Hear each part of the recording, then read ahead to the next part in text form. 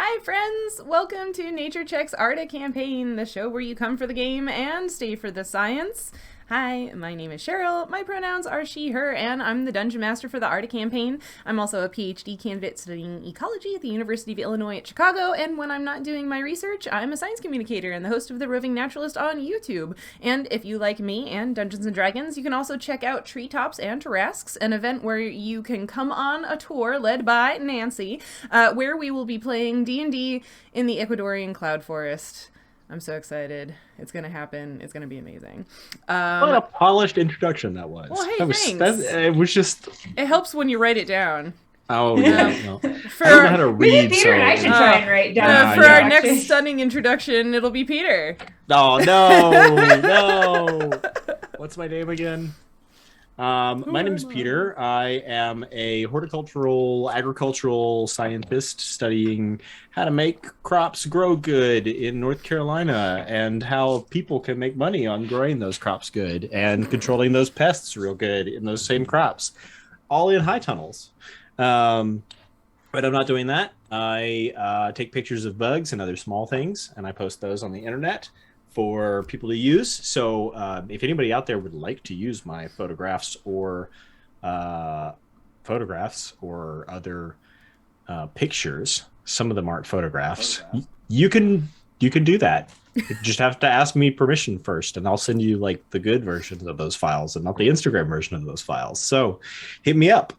Or if you'd like to pay me money to take pictures of other tiny things, I would do that too for money. So also hit me up.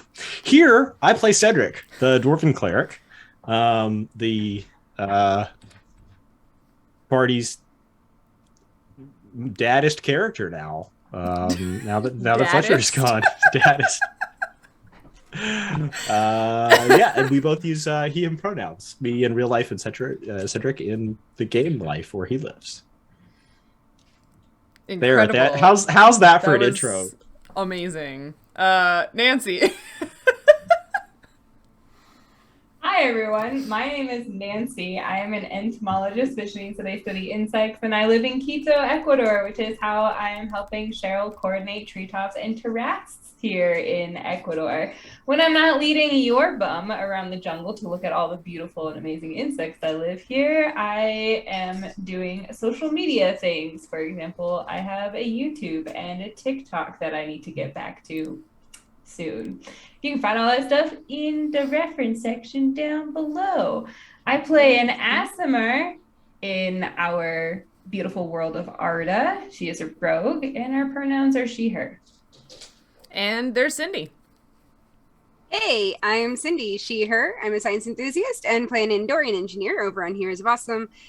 Oh, my goodness. I'm losing it. Over on Here is Awesome Constellation on the Weirdlings Twitch and YouTube channels. Shut up, Peter. I'm rubbing off on you. It's only taken 2 years. The problem is I've got the card propped up right in front of your window on the Zoom. Oh, yeah. Look at me. I'm distracting. Here I'm playing Nautia, the water method druid, also she, her. You got it. You're all here to enjoy whatever happens now that Ryan's not with us. Oh no! Chaos without our fearless leader. It's all here. Over we now. are beautiful and raw. You know that you can hang out with us in the chat. You can use your channel points to help the PCs or create chaos, and you can check the reference section down below for the social media handles. Social media handles for the entire Nature Check cast, and there's a link to our Discord down there. And our updated streaming schedule. You also know that you can find all of our video recordings of our games on our YouTube channel and the audio versions on all podcast platforms. And shout out to new fan Will, who has caught up on all of the content that was on the YouTube channel. I guess I should catch up and post all of our most recent episodes there too. Working on it. Speaking of getting caught up on content, people missed last week's Nature Chat, and they're wondering why Ryan isn't here anymore, and we keep referencing it. You should go watch that. And we talked a little bit about what Ryan is doing now, which is very exciting. That is a good point. Yeah, the VOD is available on our Twitch for a little while longer, so you can hear last thoughts from Peter and Ryan before Fletcher makes his momentary exit. With all of that out of the way, I guess we will run the intro, and we'll be back in a moment. Bye. Mm-hmm. Okie dokie. I should be doing the thing now. What's it do? I know.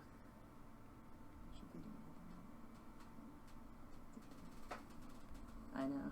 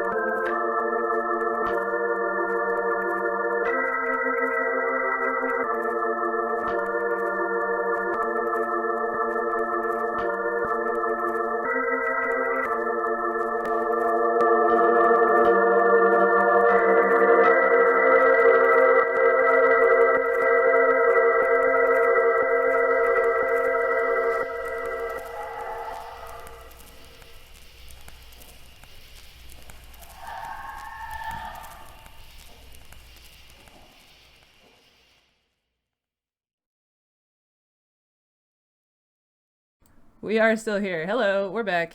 Gosh, I promise eventually I'll figure this out. It's hard to do everything at once. We're back. Sorry. And it is time Yay. for the game. Oh, I just closed the tab. Gosh, I'm so good at Not this. quite time for the game. Oh, man. It's time I for closed reopening tabs. The wrong tab. It's that Control-Shift-T time. Amazing. It's okay. It So reminded me good. that I should open my notes tab. Oh, So. you know. It's good to know what's happening. Okay, here I am. I know what I'm picky doing. about it. All right. So, gosh, so off the rails already. What's happening?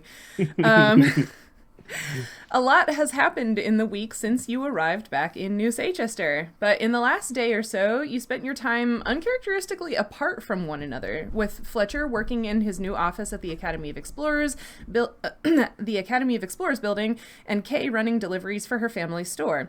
However, you did get together for a team meeting where Fletcher informed the group that he had reached the end of the resources available to him here as far as researching the loss and figuring out how Kay is involved. He decided to return to Iskol University in Tenebria to pursue his research and keep it secret from anyone outside your little group for everyone's safety. Before splitting the party, you all finally enjoyed cocktails at the Speakeasy Pops and Fluvis run at Bubble and Fizz after dark. It is now morning on Cordum, the 6th day of Pilarun, and we will begin with Kay in the kitchen with her parents. So, Mom and Dad. Mm-hmm. Well, I think I'm gonna go adventuring again. Already? Yeah, some stuff kind of came up. Is everything all right?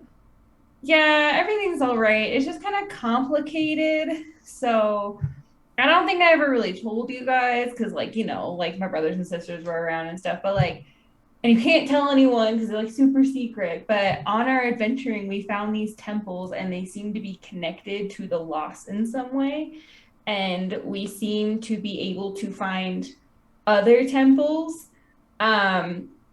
And I'm the one that can open them.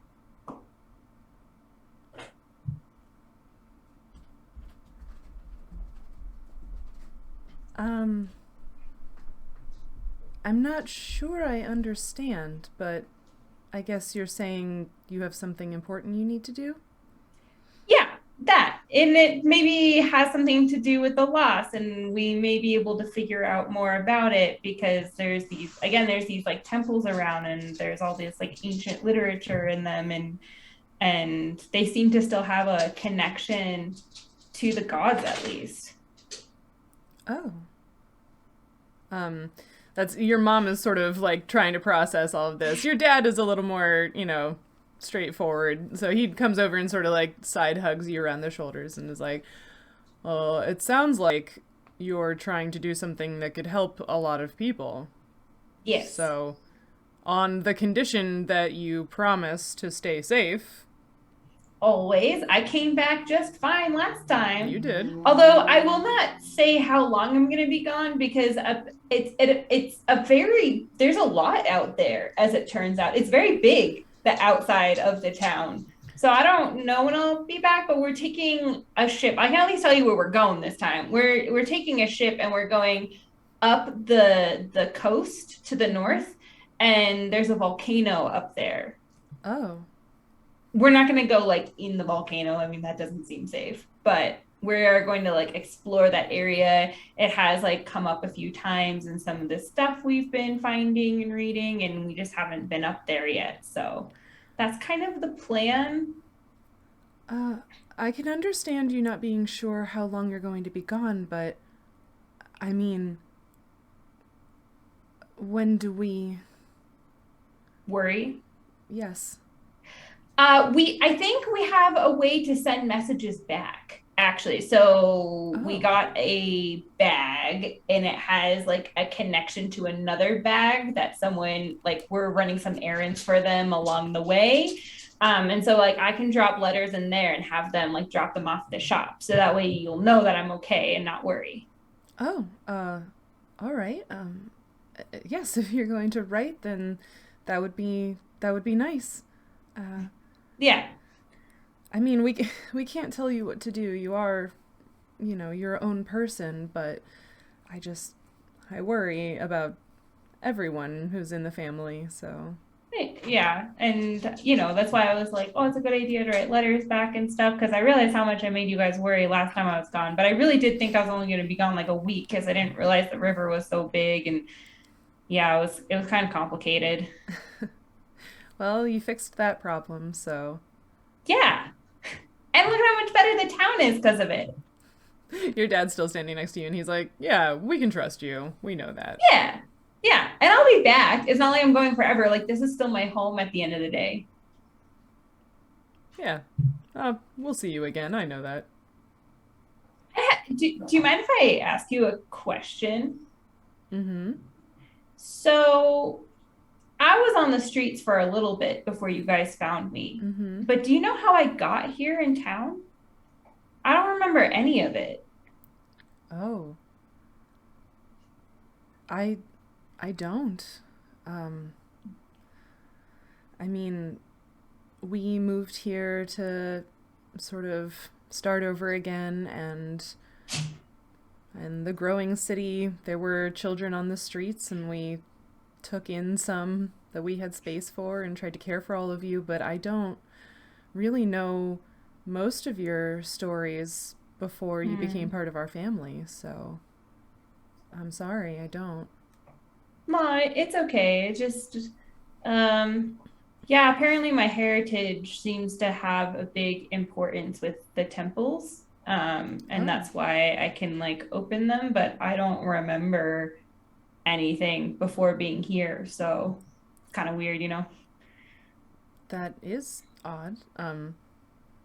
I don't know what that means, but all of you are, special individuals who wound up here somehow, but I'm sorry, I don't know anything about where you came from. It's okay. Yeah, I appreciate it. Anyway, I just thought I'd give you guys a heads up about, what's going on and kind of give you more realistic expectations this time. No, that's important. Thank you. I appreciate that. Well, I'm going to go pack and find my friends because we're hopping on that boat today, I think. All right. Fletcher is going back to like wherever he came from in the big continent up there, where there's all this like studying stuff, because he said that he can't, like, he's trying to figure out what's going on with the Lost too, and he said that our library and our resources here just like aren't enough, so he's going back to see if he can find more stuff. So that's kind of sad because he won't be with us, but we'll still have Cedric and Nautia, and you met her and you like her. She's really cool. I believe in you. Thanks. You like her. I noticed that. I mean, you did frighten this woman by not knowing how to buy a shirt, so. And you also have avoided her since you've been back. Mm-hmm. Good reason. Kay, when you are done packing and you come back out of your room, your mom has made like one of those bundles up in like a red and white gingham cloth of like a whole bunch of food for you to take. Oh, Kay gives her like a big hug. You know, I really do miss the family when I'm not here. It's kind of weird. There's like a lot of weird feelings, I guess, because it's like when I'm out adventuring, I miss home, and then when I'm home, I kind of feel like want to go adventure again, and I wonder if that will ever be reconciled. Life takes us to a lot of new and interesting places. So, I think you're figuring yourself out. That's important. Thanks. Well, anyway, I'll write to you guys. Yeah, I'll see you soon-ish, and write a lot. All right. And they both give you big, strong hugs, and then you are free to leave. So you're going to meet up with everyone else? Yeah, I'm assuming if my like siblings are around, I also say goodbye to them, and I let Azzy know what's going on this time. So like I make the rounds. Okay. I feel like really bad about just like up and leaving last time. So Bye. Bye. They're like, where were you? We all thought you were dead. So she was like, no, I'm not gonna be dead. I will write to my parents. I will see you all very soon. Everything is fine. And she like shows Azzy like the bow that she has painted. She's like, look, I made it better. Oh, that's certainly yours. Look at this little charm I put at the top of it. Isn't it cute? You should put one too, so that way I can like, I don't know, have you with me while, I mean, I guess you already gave me the bow. You don't have to add a charm. Hold on. So he's got like, he pulls out like a lockpick that he very obviously like bent, like basically broke trying to get into something, and like ties it onto as like a little charm. Oh, this is the best. And she gives him a big hug. She's like, well, I'll be back. I'm going to be writing to my parents, so I'll try and like put a letter in for you every now and then too. I'm sure they'll give it to you. Sweet. Thanks. All right. Keep an eye out on my siblings, please, because, you know, they're getting to that age where, like, I mean, you know how we were back in the day. Yeah, I mean, yeah. I'll keep as close an eye as your mom lets, but yeah, it'll be fine. Yeah, thanks. And so Kay does the rounds, and now we view for a moment a sequence of scenes straight out of an anime of the group meeting up on the docks in the drizzling rain. We can see their lips moving, but we cannot hear what they're saying, though we know the essence is that they are saying their farewells to Fletcher. He turns and walks away up the gangplank of a ship headed toward Dormont, the capital city of Tenebria, leaving you three standing on the docks. What would you like to do now?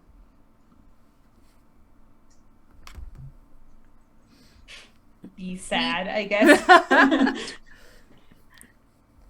Do we have what we need for this trip? Do we need... Oh, yeah, my mom made us boat snacks. And she, like, pulls open the little thing. Awesome. Boat snacks. They're so good. You should totally have... Nautia, have you eaten some of this stuff before? It's so good. I mean, Leon's She's already digging it. But... You actually have kind of a morning appointment to meet with boat people to discuss boat things.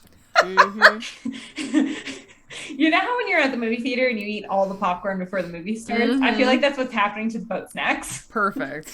Naughty is being mindful. Like you can, she's sampling things that aren't familiar. She's definitely being careful about not eating all of it because those is boat snacks and we'll need those. Cedric, do you want some boat snacks? Yeah. In a minute. I'm still. Stomach's still a little queasy from Pops last night, you know. That's fair. Every now and then I thought for sure we were going to be starting with constitution rolls. Yeah. Kay just randomly turned a color while talking to her parents. Yeah, right. Didn't one of the drinks like gave you synesthesia or something like that, right? Like. Yeah, maybe turn colors. Kay had one that was making your skin turn like every color of the rainbow. Cedric had one that was making your burps be perfumed like flowers. Nautia had one that made her so she wouldn't stop smiling. Yeah. An improvement on Cedric's case. It was also +1 knowledge. Yes, it was, because it was a Sphinx drink. She had the most amazing sparkling conversation all night. Oh my god. Perfect.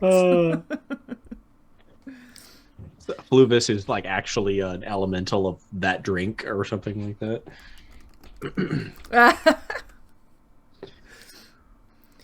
We should bring a flask of that with us. Oh. All right, so you're eating boat snacks, standing on the docks, and making our way to the boat. The ship that has the name. Did we?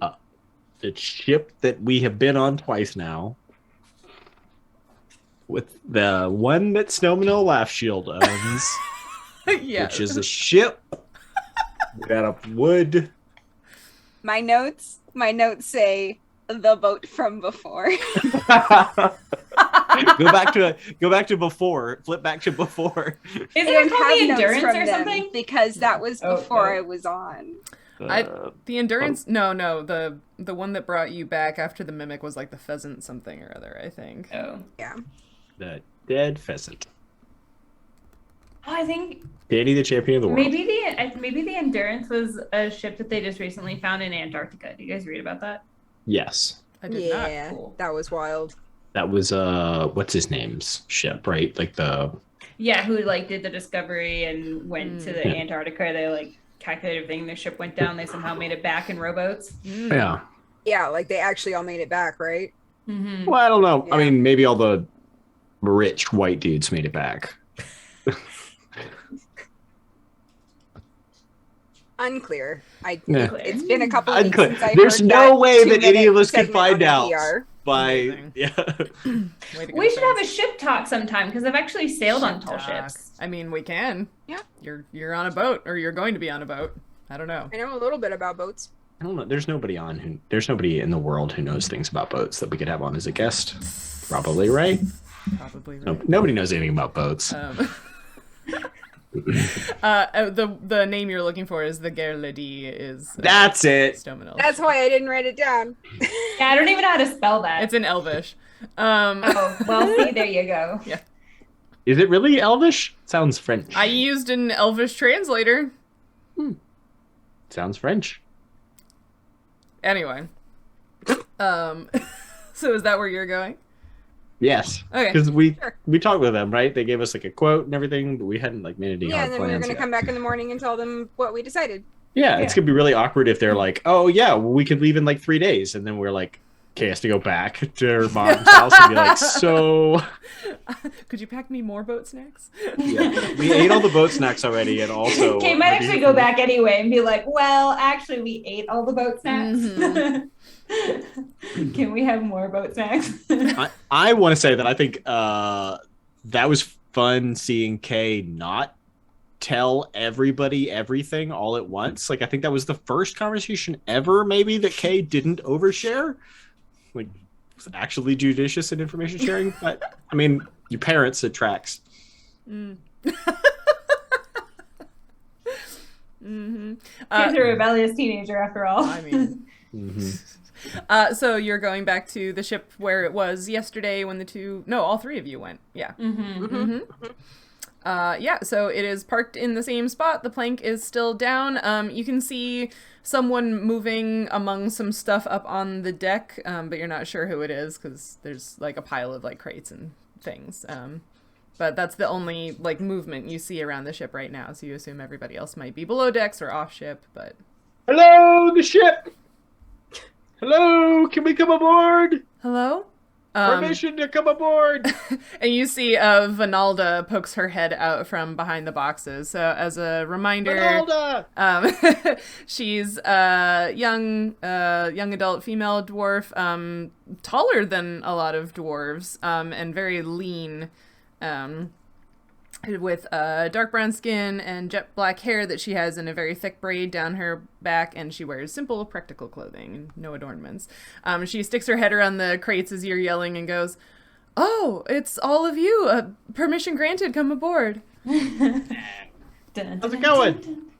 We haven't really talked. We need passage. Also, do we need like a boat snack? Oh, what do you have? My mom made them. These are some like good cookies with like some jam in them, and these are some like homemade crackery bread things. I didn't learn the cooking, but they're all good. They're not boat shakes though. They're snacks for eating on a boat. They're not boat snacks. Well, which is a mistake that anybody could have made. She looks over at the pile of crates and is like, "Well, I've been working hard, so I think maybe I've earned a cookie." I would agree. She takes one and says, "Yes, Claude told us that you all were interested in booking passage again. It's been a while since we saw you, but the captain and I said it was fine, and he said you were planning on coming back, so I guess here you are. Let me go get Captain Laughshield. I'll be right back." And she heads sort of like down into the like under part of the ship, all the rooms and things, and comes back a little while later with Stomonel, half-elven woman with blonde hair who comes up on deck and is like, "Oh, hi. Would you like a boat snack?" Ooh. She like grabs something and like stuffs it in her mouth and is like, "So, Claude said you wanted to go somewhere?" Yeah, we need to go north to the volcano. Well, not exactly to the volcano because it's probably not on the coast, but Finland. Close-ish to it. Yeah, okay. Did you bring back my rowboat? We did not. It was a mimic. Yeah. It was a fun story, actually. It tried to kill us. Yes. Vanalda crosses her arms and looks up at Stomonel with like an "I told you" expression on her face, and Stomonel's like, "I'm sorry, it turned into a what?" Yeah, it turned into a mimic. We like went to take all the stuff off of it because we had like hidden it so someone wouldn't steal it, right? That was very smart. And then we like went to pull some of the leaves off of it, and then it like grew arms and teeth and eyes. I've never seen this before, and it tried to eat us. It tried to eat us. So, and then like Kay has a cookie in her mouth, and she's like, "Oh, so we had to starve it." Would you like another? You had to. Cookies make everything better. Okay. And so we can pay for the rowboat. You paid before. It's fine. I just whatever. We did try to hide it, to be fair. Like it wasn't stolen. It was just it transformed it was right where into they left it. Monster. I'm gonna take 2 cookies, and I don't want to hear any more mimic stories. And she's like, sort of like doing the, like, flipping the cookie between her fingers as she, like, thinks and talks to you. It's like, "So when did you want to leave to go to this volcano or whatever?" Whenever. Whatever. Right now. I mean, we're not doing anything, so yeah. We've got snacks. Snacks? You got gold? We've got gold and snacks. We do. My favorite kind of people. Yeah. The first time we've made a good impression on someone. Look at us go. Give me a few minutes to make sure everybody's got everything in order, and we can go. Hey Sasha. And you see again you've met all of these sailors before. This is the female half-orc with silver skin and black hair. So she comes out from one of the doors to the below decks, and Stomonel's like, "These 3 are booking passage with us. We're gonna get underway in a few minutes, but before you start doing ropes and stuff, can you take them and show them berthing?" She's like, "Yeah, come along with me." Cedric leans over to Nautia. Like, "That's where we sleep? It's not what it sounds like." Okay. Don't worry. Perfect. She's like, "I hadn't thought about it until just now." Yeah, that took Cindy a second. I was just Yeah. You're right on a boat. First, you gotta have the It's called a talk. birth. Yep. Yep. Yep. You gotta watch a video. You gotta have a class. What weird nautical shit is this? That's where the baby boats come from. Oh. Or the baby boats. Yeah, to replace It's the... like was it Moya in the Yes, I don't remember the sci-fi series. Farscape. I was like the one with the Muppets. Yeah. I'm firing on all cylinders today. It's great. Those were Henson Company Yeah. Muppets, so they were Yeah, Muppets. it was Henson. Yeah. They were Muppets. I like that you remember that, but you don't remember the name of the show. I remember the name of the ship. That's the impressive part. That's pretty good. But not the name of our ship. No. that we just took. Yep, it's fine. Well, So, it's because I didn't take it, but I also didn't write it down last time, so whatever. so Sasha leads the three of you down a little set of stairs and onto like a landing, and then kind of down a little bit of a hallway, and then you're in sort of like the main hold. It's rather dim down here, but you can all see just fine, so not a problem. And so she's led you past like a few closed doors, and now you're sort of walking through the hold to get to like the other end of the ship. And the hold has, you know, some boxes and like supplies and things, but you also smell like kind of sweet plant smell, but also an animal smell. And as you're walking through the hold, you see there's like a bunch of crates that have been set up like a fence. And there are two small pigs in this like box, like square of crates. And Sasha's like talking baby talk to them as she walks past, like, "Hello, piggies, how are you?" And she turns back to you all and is like, we got paid partially in pigs. By like That's alliteration a for you. job, right, that we did recently, and I wanted to keep them. Captain didn't really want them on board, but I talked her into it, especially because like they eat food scraps, and like someday they'll be big enough to be food. So like, there's no harm. There was extra space down here in the hold, so I have pet pigs now. What are their names? I didn't name them yet. Can I pet one? Yeah, just be careful. Like, 'Cause I've got teeth I don't know on how one tame end. they are. Yeah, pig bites can be nasty, but like, yeah, you can pet them. Kay tries to pet the pig. They've got wiry bristles on them. It's whatever, but like, they're young pigs. They're cute. All right. Mm-hmm. I like Even the they're black little. pigs. Those are my favorite. Oh, like the Oreos. Uh-huh. Yes. I do like those. So she leads you to the other end of the ship and to a space where you all can, there's like some, you know, hammock space and whatever for you to set all of your stuff and live, or at least sleep. And you can hear activity overhead as you're down here setting up. So you imagine that like the crew is getting ready to set sail. Sasha sort of leaves you after she shows you your space and is like doing things in the hold, like rearranging stuff to make sure they have everything they need. Would you all like to do anything while you're in here? After I set up my bedroll, I assume in the dark, right? All three of us are in the dark. I'm like, hey, you know, Wait, wouldn't they have hammocks? Yeah. do they have hammocks for us? Yeah, that's I'm just, gonna lay that's out how my ships bedroll work. Yeah. in the In hammock. the hammock.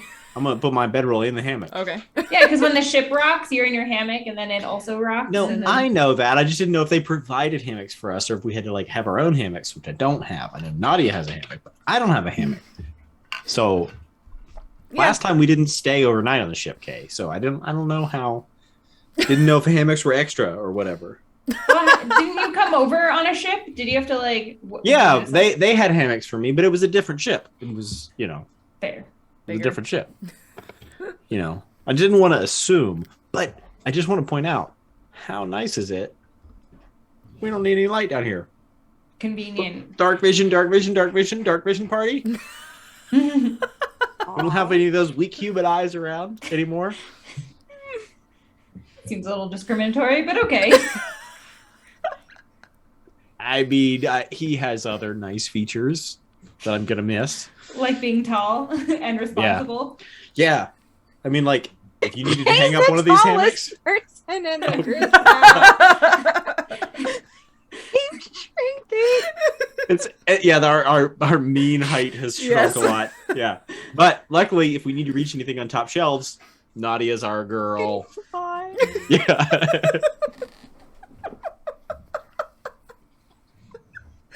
Uh-oh. All right. Yep. Perfect. Yeah. Well, you gotta let That's great. your player characters fly so they can reach the pots and pans up in the top cabinet. Mhm.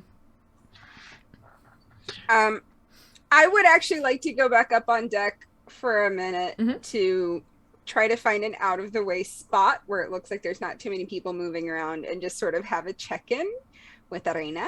Okay, yeah. So that we have a little bit of an understanding about the fact that this boat's about to leave and she will need to follow and we'll figure out the food situation. Yeah. I'm assuming there will be rats on board and this will not be a problem. Yeah, but basically sort of a, like, this is where I am. We're going to be moving. I will probably be trying to speak to her in ways that she will not understand. But yeah. Okay. Yeah, so you said you have trained the come trick or I have trained command the come. Okay. It's technically a trick. Okay. Yes. So but that command for her to follow you. Okay. Yes. Make a animal handling, handle animal, whatever it's called. Just to like see how well you communicate. Since it is like trying to find a space on this deck that isn't occupied right now, like you kind of have to shift around to not be in people's way. So you know. I was waiting for you to make me do a handle animal check to pet the pig. Especially if you're like, oh, they can bite. I was like, oh, not God. just to do a pat, like. Pig gnaws Kay's arm off. Been bitten by a pig. It's not great, right? Not great. 9. A 9. Okay. I mean, like, you have trained the trick, so, like, she'll follow, but, like, she's definitely, like, you can see that she's unsettled by all the activity that's going on. Yeah. And also, like, is any sort of high perch that she might be looking at is probably in use at the moment, so... Yeah. I mean, like, the crow's nest isn't currently occupied by anyone, because they're all, like, doing, like, ropes and things, so what? Okay. The crow's nest is a Hollywood addition. They don't exist on real ships. Yeah, okay. No, it's true. No, I know. I'm just saying that, like... Yeah, there's a high point that is unoccupied, yes, but it's, a like, high point literally the top of a mast. Yeah. Mast. It's the hawk's nest, which did definitely exist. Mm-hmm. Yeah. There was, or eagle? She's an eagle. Eagle. She's an eagle. Yeah. The eagle's nest. So it's a Hollywood invention. So how did they do keeping watch or like looking out stuff? So I've actually sailed on tall ships. My dad and I did that when I was in high school because reasons, I guess. Anyway, so you actually just do it on the front of the ship. So you're not like up in the mast, which makes sense because there's not like a good way to communicate if you're 70 feet up in the air back down to the person who's steering the ship. That's true. So yeah, it was mainly done. So like now it's done with like walkie-talkies back to the captain. How it used to be done was through like a series of whistles or you'd like shout it back and the crew would do it. But yeah, whistling, like there was like a bosun's whistle, for example, is one of the ways that and different, like it could only do 2 pitches, but the length and the time that you did those 2 pitches reference different things. Nice. Very cool. Morse code. Well, we got What'd you learned. like Morse code, right? Oh, You got yeah. short dashes and long dashes. Like, good enough. Nice. Well, we got schooled on how ships work, so there's no crow's nest. Yeah. Not on those anyway. Not on this one. Yeah. Anybody People else frantically erasing the crow's nest from their fan art. Right. Yeah. Anybody else doing anything as the ship is getting ready to get underway? No. Nope. No. I feel like Cedric has some questions for Nautia about rats. So like, okay, can you like, how would you feel about like speaking with animals, convincing the rats to go up on board, and then letting your bird eat them? Would you feel like that was like unfair? How do you feel about this kind of thing? Be like, I don't feel great about that. Yeah, like I heard there's some great cheese up on board. Way out in the open. Yeah, I don't like that. But also, like, so this particular eagle is from the desert. I just was sort of thinking through this because I was like, there are birds of prey that can fish, basically. But I was sort of assuming, if nothing else, that like Nautia could conceivably like go in the water herself, catch some fish, and feed them to the bird if need be. we'll figure something out along the way. And table scraps. And table scraps. I mean, those pigs are gonna need those. Yeah, that's true. Pigs can get so big. Mm-hmm, they really Very can. Pigs get so big. They really That's all I do. was thinking was like, oh, you're gonna have some very big babies down here. I mean, too Sasha long. is a very big person, so you can imagine her like picking them up and hugging them even when they're like very large. Oh yeah, because she's a 600 half pounds. orc. Yeah. Okay. Yeah. If it's a half orc dealing with the pigs, then Yeah, I feel like they'll be. She's fine. handled. She thinks they're adorable. They are. They are. Especially baby pigs. They're Yeah. so freaking cute. Mm-hmm. No, but I think we should talk at some point about like the history of pigs on ships in European colonialism, because that's something that impacted our world a lot. I feel like we could. Thanks for jumping ahead there in the script, friend. I'm just saying. I decided we'll have to talk about it at some point. Yeah, like we can talk about it later. Teasers for later topics. Yeah. Mm-hmm. All right. So I'm also just enjoying the thought of like all these sailors that don't know what to do with the pigs. oh yeah, like, but sometimes you get paid with weird stuff. True. But I mean, like livestock food stuffs on long journeys, like pre-refrigeration, the best way to keep it. Yeah. He's alive. Yeah. Mm-hmm. Doesn't spoil when it's still breathing. Nope. Yeah, so in that case, the ship gets underway and you start moving out of the harbor of New Seychester, and you can watch the city sort of recede behind you as you make it out into the open ocean. Are you all hanging out above decks, below decks? Ooh, Oh yeah, I feel like pigs, Kay would get definitely super above decks. seasick downstairs. I am- Yeah, last time we Nadia's were... above deck and loving it. Right. Yeah, last time we were on this ship, I think both Kay and Cedric were feeling a little green for a lot of it, so... Yeah, I feel like that's probably gonna happen again. Yeah. Kay is like at the front of the ship if she can be, and is like looking out to the horizon and like gripping onto the railing. Yeah. Yeah, I feel like Cedric is right beside her, like chin on the railing, just kind of. Didn't it take you a whole week to get from Tenebria to here? How did you survive? My seasickness went away after like the first 3 days. Yeah, he didn't come from Tenebria, though. Oh, where did you come from? Yeah. Where did you come from, Cedric? Oh shoot! I don't have any of my notes here. I'm in my cabin. I don't have any minutes. He came from Where? the continent called Beatabreron, which is the one to the south. Yeah, the one that's hard to pronounce. Oh, I just Yeah. assumed you came over with Fletcher. I thought you both came from the same place on the same boat. Didn't you meet each other on the boat? No, Did they we like met. pick you up? No, we met in the Marked Bird. Oh, I just assumed that you guys met on the boat. Interesting. You guys No, meet over I a met bar him, like, fight? Yes. The same. Yeah, we met in that same bar fight that we met you. I didn't know him before that. What a fortuitous bar fight, I suppose. Yeah. Listen. Yeah, I guess so. Yeah. Yeah, now that I think about it, yeah. I mean, we met Lucanus in that same bar fight, and Yeah. also what was her name? Oh shoot, what was her name? That woman that hung out with us for a while. Yeah, very fortuitous. Yeah.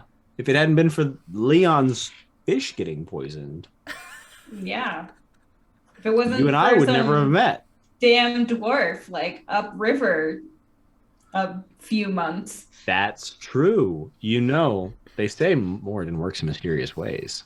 So, I mean, from a certain perspective, Mofok is responsible for you and me being friends. He's also responsible for your death, so I still don't like him. Yeah, I feel like those things probably don't balance out. That's true. But, it is just kind of an interesting... Like, how rude of Moradin to give you a friend and then take him away via the same method. But he also brought him back, so...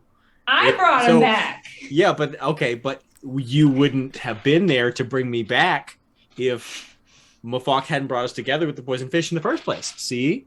But you Right? wouldn't have been there, so you wouldn't have been dead anyway, so it wouldn't have mattered. Right, but also we had to be there because we were the ones that shut down the mine and stopped Nani's water from being poisoned. Yeah, it could have been someone else eventually, though, right? But you're assuming that somebody else could have done it. Maybe you're the only person in the entire world who could have, did that thing that you did with me. I mean, wasn't it Fletcher who lit it on lightning? No, not the thing where you messed up the mind, but the thing where you brought me back from the dead. Oh, I see. Oh, yeah, that is true. See? I mean, don't you think it would have been easier for Morden just not to kill you in the first place? But maybe I had to die in order to have the visions that I had of the afterlife in order to, Wait, you had visions?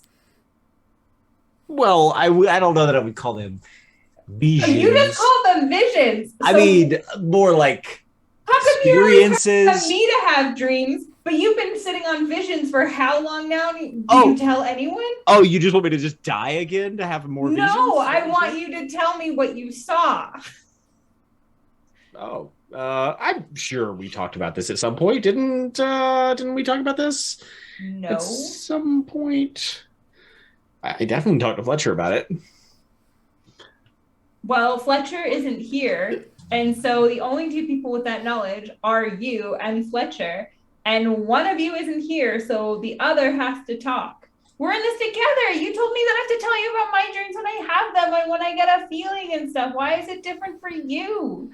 It's not. I just thought I did. Okay, well, then tell me now. It's like okay, yeah, all right. So, okay, so how when you die, your soul goes to the great crucible to be melted down and have all your impurities removed and be reforged. Well, that's not what happened. So, is that how we got you back? Because that didn't happen. I assume so. Yes, I assume if I'd been made into a divine instrument, it wouldn't probably wouldn't have worked. But okay, it's really hard to remember, right? Like, it's kind of a dream, bits and pieces. But I think a lot of it involved like floating through stuff and like seeing these like kind of visions of like puzzles, but I don't really remember any of those. Oh yeah, we also had puzzles. Oh, okay. So yeah, same difference. But I also saw a giant endless cavern full of glowing pools and a staircase that led to nowhere. And a staircase that led to nowhere. Yes. There was definitely, it was like a long kind of spiral staircase. And the top of it was broken. Oh. Which I feel like is like probably a metaphor. And I feel like maybe... Okay, like... I felt like the staircase needed to be climbed, but obviously like you couldn't climb it. So I feel like Fletcher and I were wondering if maybe the same thing that broke the staircase, cut off. So like, okay, maybe the gods broke the staircase when they left. Like they were like, bye. And we're like kind of slamming the door behind us as we leave. Or something broke the staircase and cut the gods off from us at the same time, right? Or maybe the staircase is the thing that connects, maybe the gods use the staircase. But I kind of got the vibe of it's like a souls are supposed to go from here up the staircase kind of thing. But I mean, I guess they could use it to come back down if they wanted to. But it was broken. But it was broken, right? Which seems like a thing that should not be. Yeah, that doesn't seem great. Yeah. Do you think it's a real staircase or do you think it's like a metaphor for like any kind of pathway? Like, we're not trying to actually fix like a real staircase, are we? No, I don't think it's like a real staircase. I mean, maybe if it's a real staircase, it's like a staircase made out of magic. But maybe that was just the thing that would like resonate with you the most. Yes, because stairs are very important to me. Because I have walked up and down a lot of them in my life. Yes, we are very stair-oriented people. Okay. I don't know how many. Yeah. But... Sure. I mean, yeah, lots of tunnels too, but stairs are very much more symbolic. Now, I noticed New Sagechester, not a lot of vertical change, your people we have a lot of space, so we can just keep building outwards. Exactly, right? Up so maybe it would have been like a road for you with like maybe trench okay, so like something that you're just familiar with. Right? Okay, was that all that you saw? Because that's not like a whole lot to go on. Like there were other I feel like there were other people there, but I don't really remember a lot of the details about the people there. There were other people there though. I feel like I got the feeling that I was not alone. Okay. And it wasn't like that like reassuring? Was it there's something lurking in the shadows kind of feeling, and it wasn't like Moradin, I got your back kind of feeling. Like it was like I feel like there are other people in the same boat as me kind of feeling. Okay, like bystanders. I don't remember any of the details about that. Okay. Maybe I talked to them, maybe I didn't. You know, it's kind of that dream logic where you're like, I don't know, maybe did I do the thing that made sense to do? Yeah, I understand that. But that was everything? Just the staircase? You didn't have visions about anything else?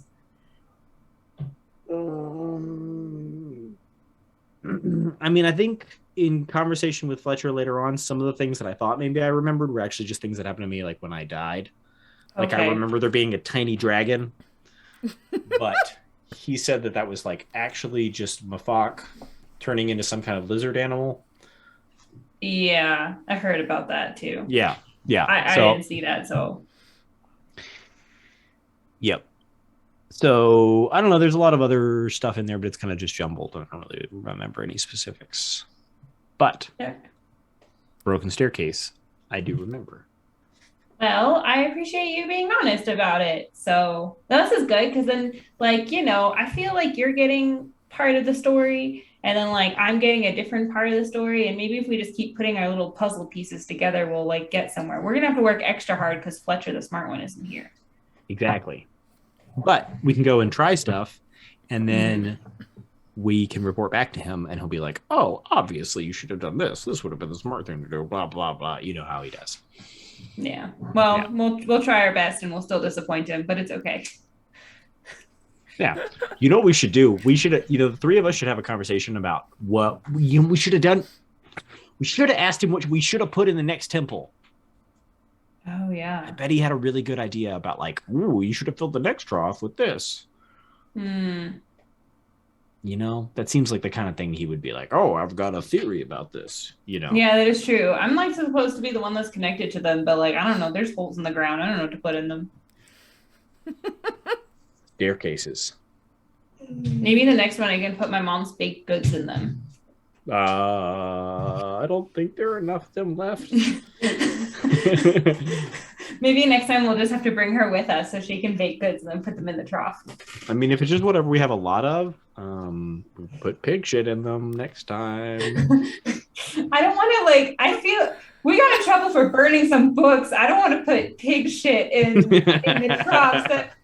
I don't want to lose another member of our party because we're that's pig shit. As somebody who did agriculture underground as a child, that is a very important resource. Don't turn your nose up at manure. It's a very valuable resource. Did you like go up to the surface and get poop, or did you just like? No, we just collected all the rat poop and then reused it. Ooh. Oh no, rat poop's very convenient because it comes out in little shapes, little sausage shaped little pearls and little turds, you know. So you just put them in a little cage with like a mesh on the bottom, and it all falls through to the ground. And then you just kind of shovel it up, and then you use it to, fertilize your mushrooms. Your poop mushrooms. Yep. Yep. I'd love to come visit sometime, but I don't think I'd be able to fit in your dwarf holes underground. No, you'd be able to fit. They're pretty spacious, actually. But are they tall? Mm-hmm. Okay. Yeah. Yeah, we have tall folk come down sometimes. To like trade or learn. All right, I believe you. I'll come visit sometime. Blacksmithing. Yeah, you'd like it. Would I? I don't know, what kind of stuff do you like? I don't know what you like. We've got like temples. We don't have any giant insects. I know you don't like those. That's a plus. Yeah. I've never been attacked by a boat. That is back home. another plus. You know, you're Mhm. right. This whole underground living a sheltered life seems pretty legit, to be honest. It is very sheltered. There is so much shelter there. It is so protected. You will never feel rain, nor snow, nor gloom of night. I mean, there's gloom of cave, but it's the most sheltered. I grew up so sheltered. Okay. Yeah. Yeah, when this is all over, I'll go visit you. Yeah, that sounds great. And then great. we could go visit Fletcher, because you already know where Nautia lives, and you guys already know where I live. So we can, like, go visit you in your little dwarf house cave thing, and then we can go see Fletcher and his little research cave thing. Aw, they're having an LOTR moment. Yeah. Yeah, I definitely don't know how I feel about visiting Nautia in the elemental plane of water. It sounds like a great way to die, but yeah, the other ones sound good. I'm sure Naughty would protect us, and I'm sure he'll let it right? I'm sure there's some kind of fancy magic that Fletcher could just be like, "No, you guys can breathe underwater," or whatever. Oh, I forgot about that. I just assumed that she was like on top of the water. I thought it was like ocean, but you were like I didn't realize it was like in the water. Underwater, yeah, underwater. Yeah, that sounds more complicated. I don't even think there's an above water there. I think it's just like all water. What a weird place. I know, right? But she said like people from here visit over there, so like they must be able to breathe somehow. Maybe like a giant bubble of air or something. That'd be fine, right? You don't need that much air, just like a little bit around your head to breathe in. That'd be fine. Probably plenty. Yeah, probably. We should talk to her about this sometime. Yeah. I mean, she's always raving about those parties. Like, we definitely have to go back and party with her back at her house, right? That's true. That's true. I vote after we could bring those drinks from Pops. I bet those people there would like blow their mind. Yeah. Pops and Fluvis are friends, and Fluvis is from there too. I bet we can all go together. We could all go together. After we fix the whole problem with the gods and everything like that, rave at Nadia's house. That sounds great. We should let her know this is our plan. Sounds good. I don't know. It might be a fun surprise. Oh, yeah, right? Nadia, are you leaving so soon? But aren't we coming with you? Yeah. Like, you haven't seen your family in 100 years? Cool. Well, we're coming too. And we're here to party. Do you think Nadia definitely came to this plane to party? Yeah. I know. You walked through the party already. Twice. Also, Nadia looked plenty at home at that speakeasy. Yeah. But as the two of you are leaning on the railing, looking out at the horizon to keep from puking, Vinalda comes over and sort of leans against the railing with you. It's been a while. It's nice to see you again. Hi. Hi. The cookies were good, right? They were very good. Yes, thank you for that. see you. I hope this isn't too forward, but you look a little different from the last time I saw you, and I just wanted to make sure everything was all right. I look different? Yeah, sorry. Cedric, you look different. Oh. Yeah, probably just like a lot more tan. Oh, you mean his clothes, right? Yes, I mean, he is also more tan, which, I mean, that happens when you're outside a lot, but, Yeah, my clothes, yeah. Kate just, like, pats you on the back, and, like, you got this, and kind of, like, winks at him, and then, like, goes to the other railing. Oh, she leaves! Oh, no!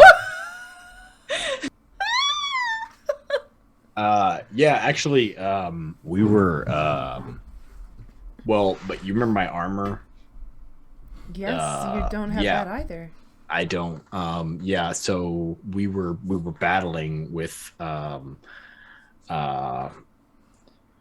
Well, it was I'll tell you, a druid, a dwarf druid guy, who was mining galena and other precious ores, in a very poorly built and unsafe, definitely not standard approved mine, in the middle of the continent. We he was dumping, unsafe dumping practices. So and then he tried to kill Kay. So I fought him, and in the battle he destroyed my armor with some kind of dwarven magic. So then then we afterwards met up with these bird people, and they're like really tall and stuff, and so they didn't have anything dwarven make size and everything like that. So I got these new clothes because my old ones were kind of ruined. And it's kind of, I know it's kind of not, it's kind of a weird fashion, but I kind of found in the next couple of weeks as we were crossing the desert that breathes really nice. It's so baggy and everything like that, and also like lots of room for like swinging my hammer and stuff, like combat efficiency. It's really good for that. So I just decided that for now, until I figure out my new fighting style, I'm just going to stick with this. And then, obviously, eventually I'll get some new armor. But there's not a lot of really good, armor available around here. Not a lot of great, dwarven make. So, I've just been kind of sticking with this for now until I decide what I want to do next. Going a little bit with this, I got this shield out there. These like mushroom people gave it to us. They were pretty cool. So it's made out of some wood that I don't recognize. It's like got a wooden shield, might as well mix it up with some different armors and stuff like that. I don't know. It's kind of the win in Rome kind of thing. Rome, it's a small town outside of the town I grew up in, and they had this saying there that when you go there, they would salt their mushrooms differently. So it was like, when you go over to Rome, you got to eat salty mushrooms, kind of thing. So I figure in Arda, maybe I'll mix up on armor a little bit. Anyways, that's a lot about me. What have you been up to since saw you last? Sorry, I can't because Nancy's laughing. That's sounds like you did a lot. We ran a shipment from here, from New Sachester, I guess from there, she's pointing as the city is continuing to recede in the distance, from there back to a gnomish town on Beatabraron. And then... Oh, cool. Yeah, and then Captain decided we should at least stop back here. I don't know, New Sachester's small, but it is sort of central to all of the other places we could go, so we were at least stopping over and either going to go back to Irith or find a job, and I guess the job found us, so that's what we've been up to. Cool. Any rat back home? You were there visiting? No. That's No. I didn't grow up on Beatabraron, so that's not really part Oh, of really? No, No way. Yeah. I totally would have thought. Yeah. You don't have an accent or anything, so I just would have thought. Where'd you grow up? I grew up on Irith, actually. My family are shipbuilders, and I was also working as a shipbuilder, and then became friends with Stomonel. We make a good pair because our skills fit well with one another, and we make up for each other. areas where we lack. So I became a ship sailor instead of just a ship builder. Sounds like a good team. That's kind of like my team. We kind of like all make up for each other's shortcomings. It's a good. That makes a lot of sense. Yeah. I've got a friend from Iris, the human fella. You met him last time. Yeah, he's from somewhere over there, isn't he? Fletcher? Yeah. No, he went to Tenebria. Oh. Shit. I thought he was from there. No, I think this crew might be the only people you know from Iris. But... Oh. Okay. Never mind then. Iris is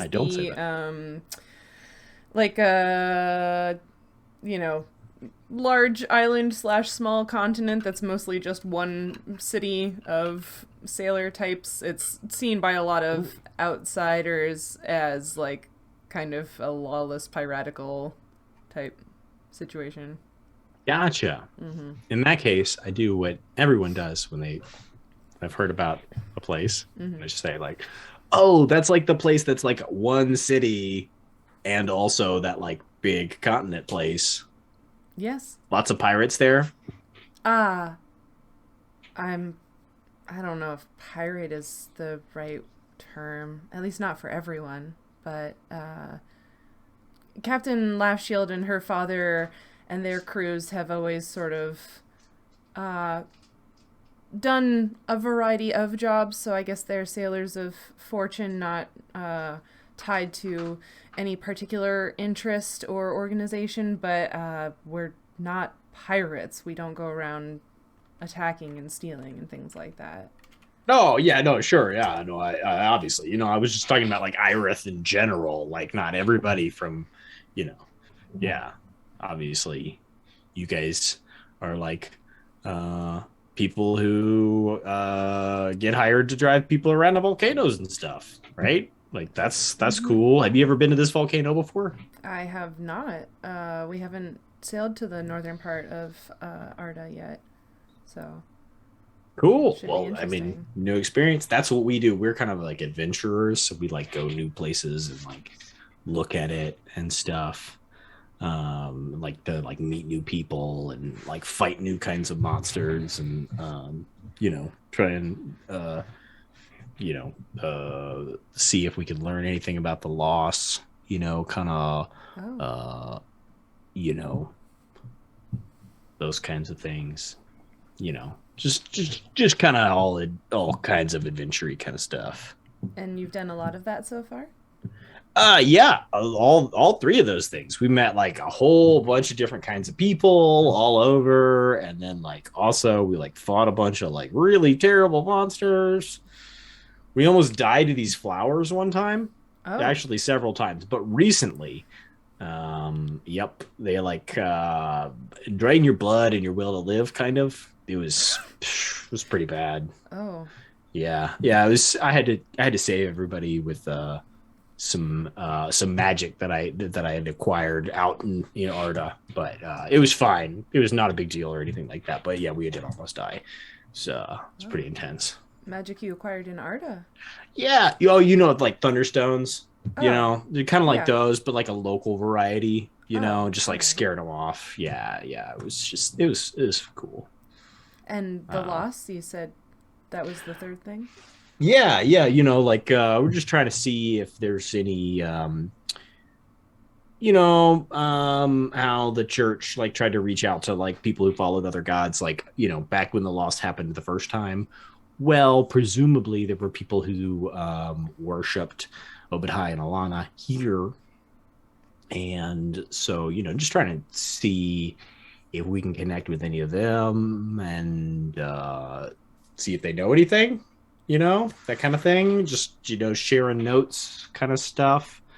Maybe it was their fault, just, you never know. So, yeah, just kind of exploring, looking for information about that kind of stuff. Oh, we found some stuff, but I can't talk about it. It's secret. Oh. And during that awkward pause, Your bag of holding, I had told you it, Thornburrow let you know that it would vibrate like how a phone vibrates when something is being sent to you. So during the awkward pause in that conversation with Vinalda, your bag vibrates.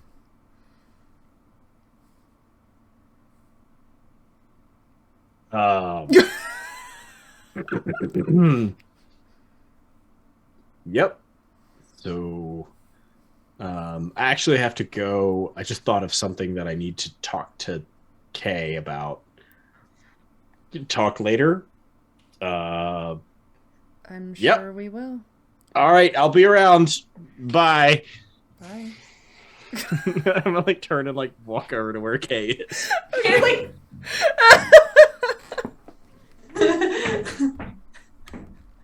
And then like He's so like red. walk up to her and like lean up against Kay and like pull out the bag and like try to like shield the bag with my back and Kay's back so that like Kay can see, and then try and open it up. Okay. So you open the bag. It opens. Stick your hand in there. Oh, what if it like bites me? It doesn't have teeth. Excuse me. Kay just like reaches in and grabs whatever's in it. Okay. Like lean in the back and like holds it out for you. So Kay, you're all familiar with the idea that like if you reach into a bag of holding with like something in mind that was in the bag, that's what you will grab and pull out. So like, you know, if you had your tent in the bag of holding and you were like, tent, as you stuck your hand in, your tent is what you would pull out. But if you just stick your hand in with no intention into a normal bag of holding, you would get nothing. In this case, without thinking of anything, because the bag vibrated, you reach in and grab onto a piece of parchment and pull it out. Hey, look at it. It's a note from our secret admirers. He like opens it. What was that? Yeah, what was that?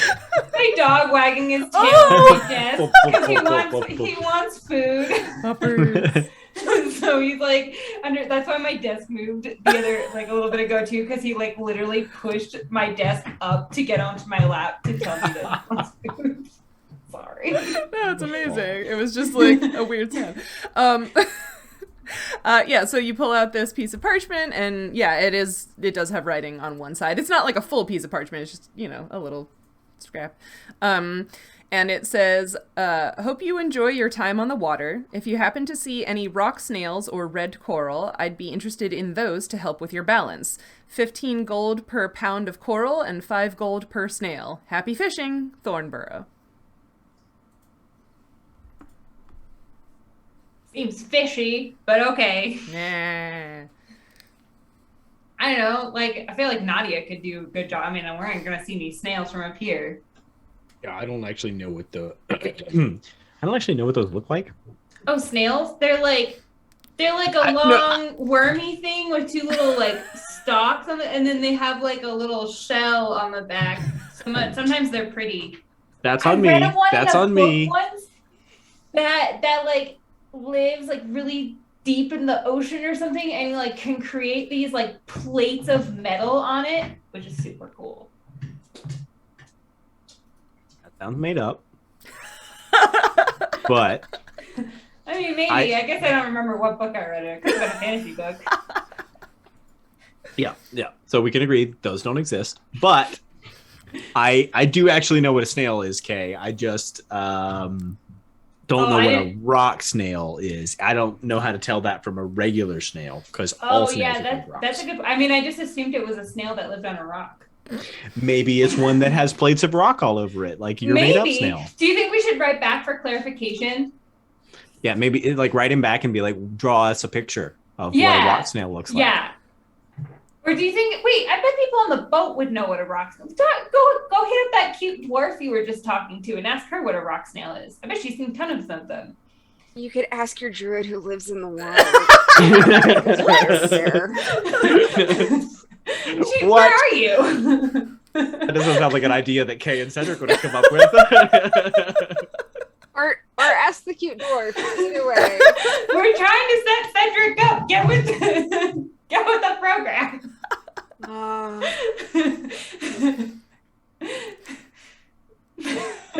Kate is does not think to ask Nautia about this unless Cedric does.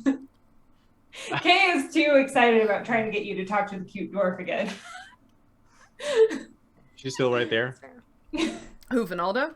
Mm-hmm. You turn around and she is not on the deck anymore that you can see. Damn it. Hey, Naughty, have you seen Vinalda?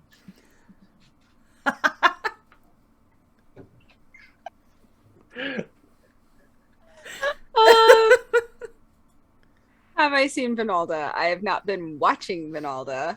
Oh, we need to ask her about some snails. You were on the deck? I would assume I was on the deck. Okay, I mean, you got all of the names as you were boarding and whatever. So yeah, you saw her, like, after she talked to Cedric, she went, like, through a door down into the below decks. Okay. She went that way. Pointing at a door. We're gonna ask her about some snails. Snails? Yeah. I'm assuming you're walking. Cedric, as you head towards the door, you pass by Claude at the helm, and he sort of, like, leans over while he's holding the wheel and is like, I think Vinalda actually may have gone to rest, so she will be, staying up and taking the night shift, so I'm not sure if she will be available to speak with you, but that is I totally do know that fine. that's where she went. We could talk to you instead. That is not a problem at all. Sure. Is it okay to talk to you while you're driving? Yes, I can do two things at once. Okay. We wanted to talk to you. Do you know what a rock snail looks like? Does he know what a rock snail looks like? Now that Cedric has said this where I can hear Let's it, find do out. I know what a rock snail is? Nature check. I just had this image that Kay and Cedric ask literally Right. everyone else before they get to Nautia. Hey, look at that. We're rolling dice tonight. Amazing. Uh-oh. Never mind. Never mind. That's a nat one. Oh, God. You are certain you know what a rock snail looks like. It has 8 limbs. So Claude sort of, like, thinks for a moment, and he's like,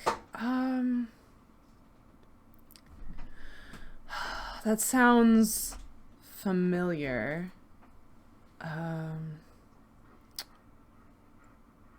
Where do I...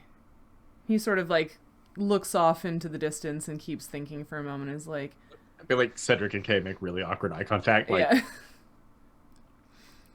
Yeah. Why are you asking? Why do you need to know? I feel like that might help me put my finger on where I remember that from. we heard they were valuable. Oh, valuable. Yes. Rock snails, marine rock snails, can be used to make a purple dye. It takes a lot of snails to make the dye, as I understand it. So I guess each individual snail could be worth quite a bit. Okay. So do you know what they look like? I would imagine they are a kind of snail. Beyond that, I don't really know. But they're probably purple. Now we know they're probably purple. Maybe. I'm not sure if the snail is purple or how that works exactly, but yes. I mean, obviously they're purple. I mean, how would you make a purple dye out of something that was purple? Obviously. It sounds like it makes sense to me. Happy to be of help. Thank you. They are marine. Which, okay, do you know what marine means? Yeah, it means they live under the ocean. We should have talked to Naughty about that. That would have made way more sense. Do you think they have rock snails on the water plane? I don't know. They don't have rocks, right? Because it's all water. No ground, no above water, right? All water. So I mean, there's not stuff in the water? I don't know. I don't think so. It'd be weird if there was a bottom to the elemental plane. Maybe there is. I don't know. Isn't there a bottom to our plane? No. I mean, like, basically, you go down in the material plane, you dig down, you get to lava, you go through the lava, then you pop out the other side of the planet, you fall into space. You fall into space. Huh. I just assumed that we had a bottom somewhere. I guess I just assumed because, like, some of the fishermen, they'll, like, drop their nets, and their nets, like, drag against the bottom of the ocean. Oh, so yeah, there's a bottom to the ocean. Yeah, there's a bottom to the ocean. That's not the bottom of our plane? No, because you could, like, dig into it. Oh.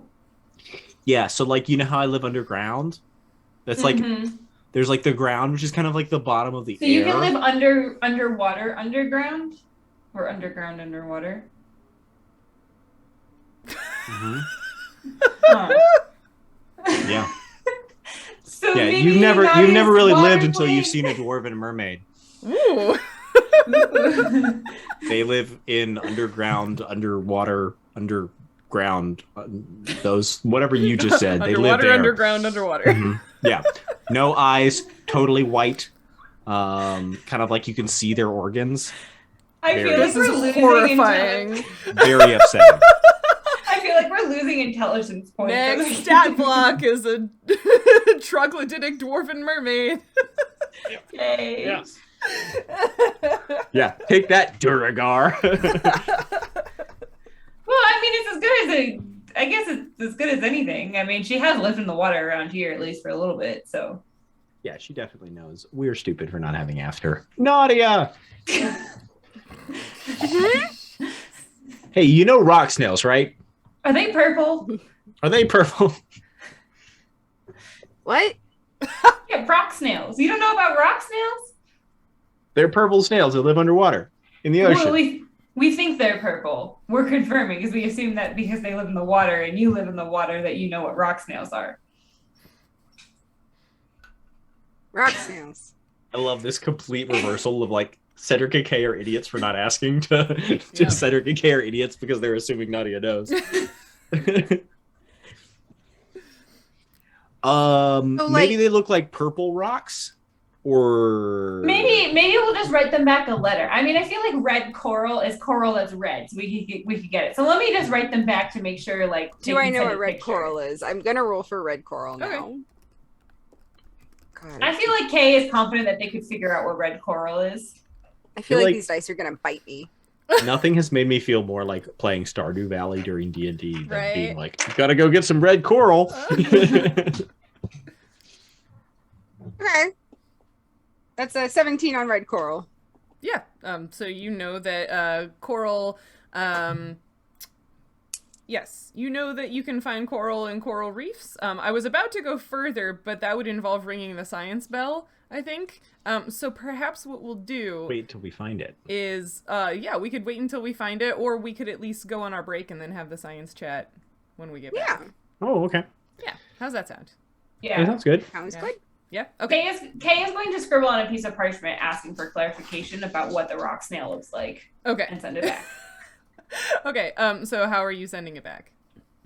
I mean, she's gonna write a note. She's gonna put, please attach a picture of a drawing of a snail here, and draws a little box and draws an arrow towards the box and like folds it up and like shoves it back. And she's like, what's the password again? My notes, which I will go refer to right now. I don't actually have my notes here. Sheryl, I have it written down in my notes. I wasn't there, so Does this Nadia is not remember? my fault. And did we do that? Really shakes the bag and he's like, vibrate. Go back. Allons-y. I'm really trying to figure Engage. out whether or not I should ask you a question before you do this. I did not write it down. Intelligence check, Cedric. Right. Because only I mean, I Cedric guess and I could Fletcher try were there. to. No, Nadia was there with them. Oh, I never could try mind. So to only I intelligence was check Yeah, as there. well. Go for it. Just for fun. Roll with a real dice. See if I get a positive number. Yeah. What'd you get?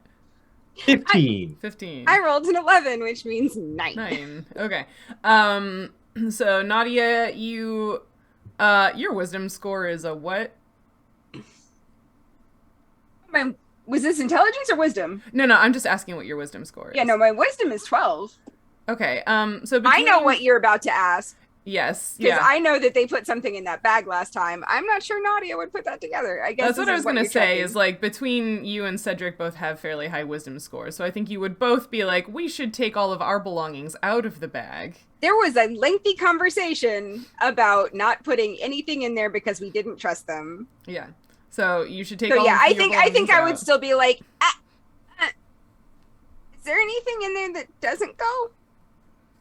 Oh, yeah, like everything. Yeah, kind of Put like it all all of our in there, stuff. Cedric. Why? Well, Fletcher said to do it. He said it was like safe because of what It's less heavy that way. mhm. And Cedric, the word to make something go is make a trade. Make a trade. Make a trade. That was it. Mm-hmm. So let's go. I'm gonna go just like dump everything in my bag into my hammock.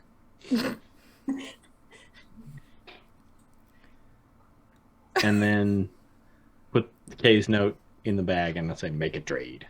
Okay. You do that. And we will go on break. And when we come back from break, we will find out what happens with the note and maybe talk some science. Okie dokie. All right. We'll be back in a few. Thanks everybody who's been hanging out and watching. We'll see you soon. Bye. Bye. And we're back. Hello. Hello. Hello. Are we actually back? Did it do the thing? There it is. Okay, good. The stream's a little behind us. But anyway, hi, we're back. Yeah, so you send the note through the bag and you wait a few minutes. Are you doing anything while you're waiting for a return note? Standing around awkwardly. Mm-hmm. Okay. What did I... Because I actually rolled Yes. decently on the red coral. So what do I know? What can I be telling them about the red coral? Yes. So the red coral, like you can find it in coral reefs, obviously. And so what's special about the red coral is that the actual like skeleton of the coral is red. So here's the beginning of our fun science. Is ding. Yeah, I'll do the ding. We're gonna kind of like in and out of game-ish here to talk about both the coral and the snails. But yeah, so corals are sort of clonal animals that, you know, they're very, very tiny, each individual polyp, and they grow in this big colony that becomes either the hard or soft coral that you're familiar with seeing in a coral reef. And they build these little calcium skeletons around themselves, right? And that's especially how you get like hard corals, is this stiff sort of like apartment building structure that the polyps make for themselves to live in, right?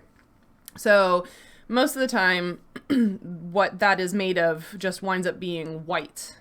And the reason that corals are colored is usually not because the apartment building structure is colored, but because the polyps invite in special algae called zooxanthellae that sort of work in a symbiotic relationship with the coral polyps to provide nutrients to one another, but the zooxanthellae also wind up making the coral look a color.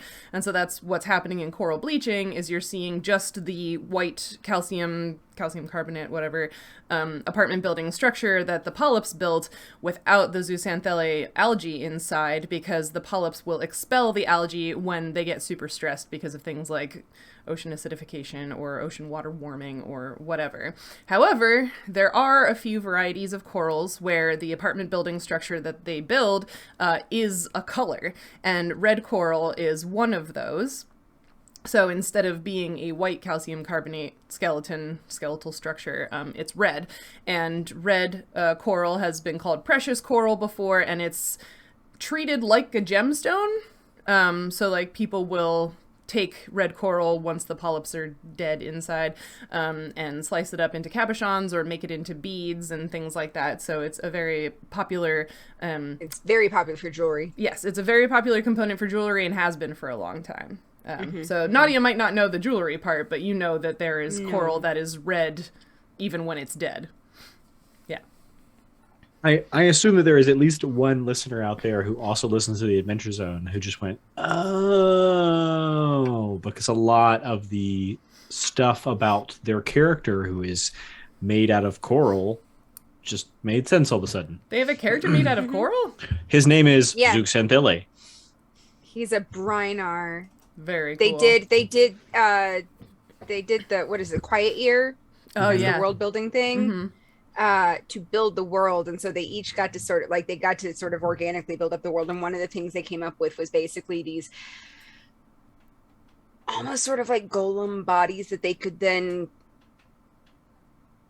put the spirits. There was this whole like civilization that got killed off, and the spirits were all like left, and so like they were putting them into these bodies, but they called them Brynar. Oh, that's very cool. I don't remember what the wordplay was there, but because the disembodied spirits were the Einar.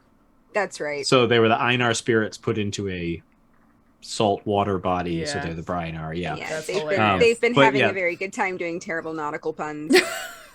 But yeah, Zuxanthille is his name, and then there's also these mysterious... his body is made out of a living coral, and then there are these mysterious white coral people that we don't know anything about, but...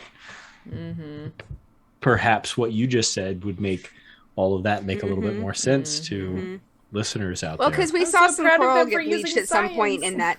Oh yeah, they just put out they do a sort of behind the scenes thing every once in a while, and they just put out one of those, and they talked about, I think it was Clint, the dad, was like super into like marine biology stuff, and so really went nuts researching. It's great. Yay. Yeah. Yeah, it's always fun to see another D&D podcast get into. Yeah, that's really funny. I hadn't even thought about it. I just made the assumption that like, oh yeah, you've got like bleached coral Brynar. That makes perfect sense for like something bad has happened to them. And I just realized that maybe everyone doesn't.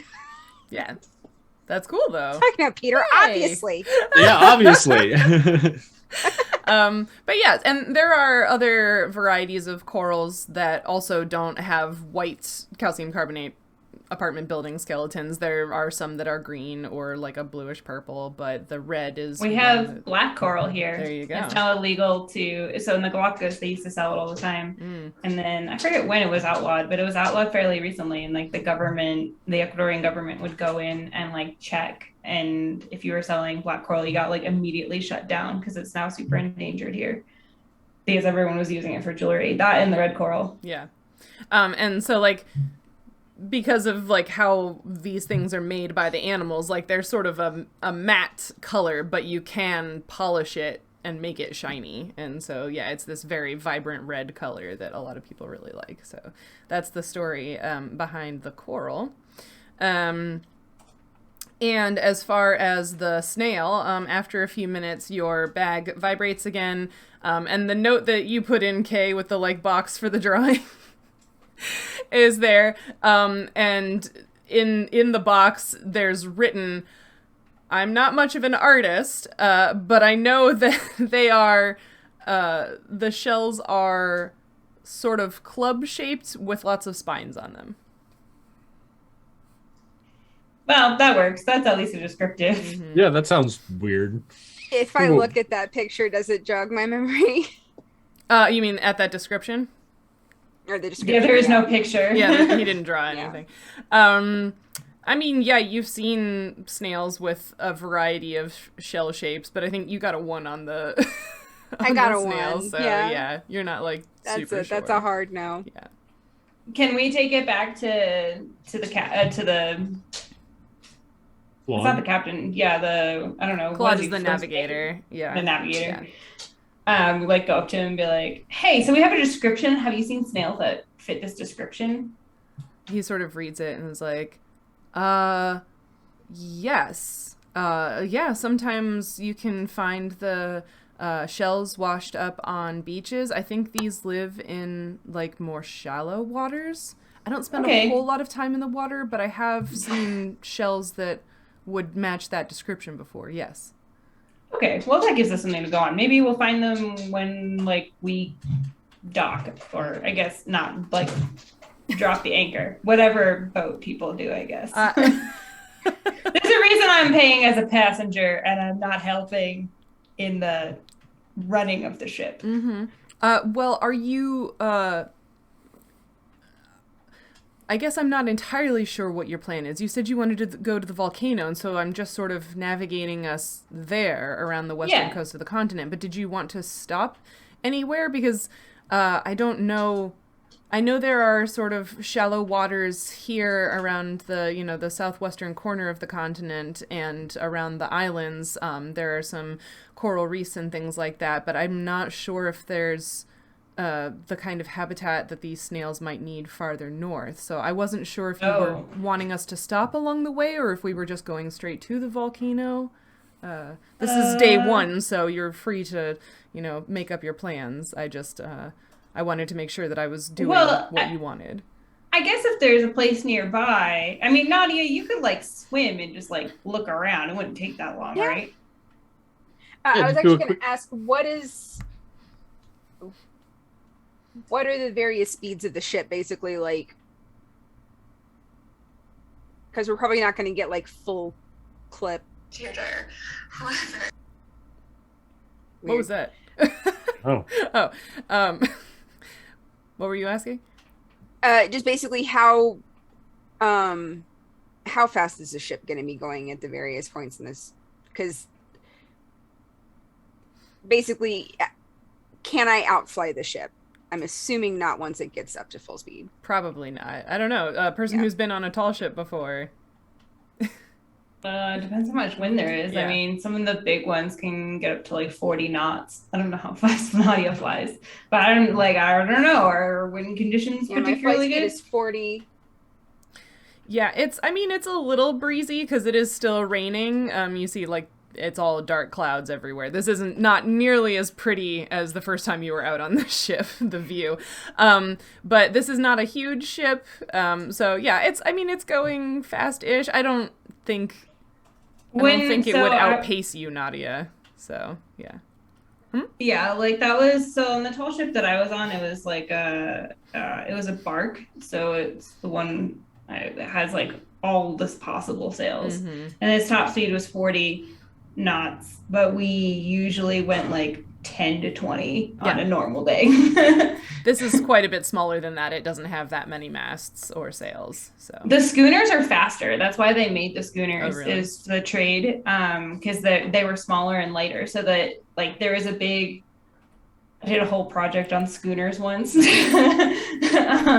there was a big push because they could be essentially like mass produced pretty quickly. And even though they could hold less cargo, they could make the trips faster.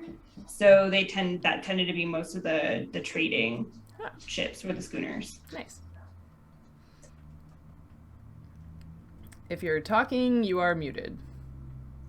What I'm hearing is that canonically Nautia can fly 40 knots. I don't know about that. I mean, we can do the conversion. Fly 40. Yeah, I was trying to find a quick conversion. Yeah. Ooh. What's your fly speed? 40. So 40 feet per 6 seconds. 6 seconds. Mm-hmm.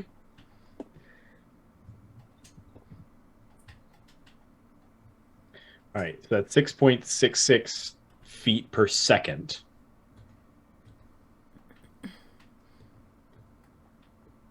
Times 60 times 60, 24,000 feet per hour. Divided by 5,280 feet in a mile, 4.54 repeating miles per hour. I have one knot is 1.69 feet per second. 1.69 feet per second? Is one knot. Oh, yeah. I can't remember what off the top of my head the conversion is between knots and miles. I know a knot is slightly further than a mile. 1 knot is 1.15 miles per hour. 1.15. But how much did Nautia. you say Nautia's was feet per second? Feet per second? Yeah, because there's a Is conversion to 4 4 point something. Okay, 4 so and that change. means you're flying like two I and a think it's half, a- 3 knots. Yeah. Yeah. My math is 3.9 knots. So yeah. Yeah. But Yep. There you go. So yes, the ship could outpace you if you didn't If we were like, under tell like them to stop. full speed. I mean, even, it's going more than 1 knot just by itself right now. Yeah. Yeah. So yeah. So yeah, we would basically have to stop in order to. let's do it. Let's just see how many there. Maybe there's like thousands of them down there. Yeah. Sure. We don't know until we look. Claude, hit the brakes. Hit the you Well, where like to are stop. we? You just Yeah, want we to had Are we? like We're not to that spot yet. Like the river itself is quite large. Like, Yeah. how far down up the coast are we? Yeah, so let's find a good spot. yeah, you've been on the ship for a little while now, so I would say that you've probably like gotten across like the river mouth mostly. You're a little farther out to sea this time than you were the first time, because like the first time you were trying to get to the opposite bank of the river, and this time you want to go around. So the continent is kind of, there's like a little isthmus that sticks out. Isthmus? An isthmus. Isthmus? Isthmus. It's only an isthmus if it's in Spain. Oh, okay. There's a little isthmus that on the southwestern corner. So like there's like the end of the river mouth, and then there's like a bit of land beyond that. So you had sort of been parked at like, the edge of this. So you're starting to sort of follow that isthmus along, and it is kind of covered in some of the same jungle vegetation as like the major area of the Nabpubsuv where you met Nautia, but it's sort of because the isthmus is rather narrow, like it's sparser rainforest, and eventually like as the isthmus narrows out quite a bit, it just becomes sort of like a rocky-ish sandy shore. Like there's not as much vegetation on it, but you're not to the tip of it yet. So Okay. yeah. Claude, Uh, I feel like recommend a spot to us, and we'll go kind of Recommend poke a around. spot. Oh, for the snails. Yes, Yes. snail spot. All right. Let me. He sort of like looks out and he's like, I think, give me another hour, and I think we might be in a good spot. Is that all right? Yeah, sounds Okay. good. Yeah, and he's like, in the meantime, I will let the captain know so that she can give orders for weighing anchor and stuff. Sounds good. Is there anything you'd like to do while you're waiting to get to a good spot? I feel like we should make a plan. Nautia, there's like one. I think you should just leave it alone. But if there's like 20, yeah. we should grab like half of them. Yeah, that We'll seems fair. see. It's gonna depend on what I can find, Yeah, I was just saying like we shouldn't like take all of them. Do they want like, okay, because he said like the shells wash up. So like if we get just the shells, is that gonna work, or does it need to be like the whole snail? What did the Oh. note say? It just said snails. Should we respond? Send another note. You guys are gonna regret this. I I feel like they're gonna want the whole snail because remember with the birds, we brought them Oh, like yeah, half bird, and they sure. were like, "Oh, we don't want this. Is not worth as Half much money." bird. So they definitely want the whole snail, right? That seems fair, yeah. Yeah, yeah. How about red coral, Nautia? You know what they mean by red coral? Yeah, I think so. Okay. Do I remember seeing any? Like, do I know anything about where I would find it? I mean, they grow in amongst other corals and coral Other reefs, corals, so, yeah. Isn't that bracelet the mermaid gave us? Isn't that made out of red coral? Is it?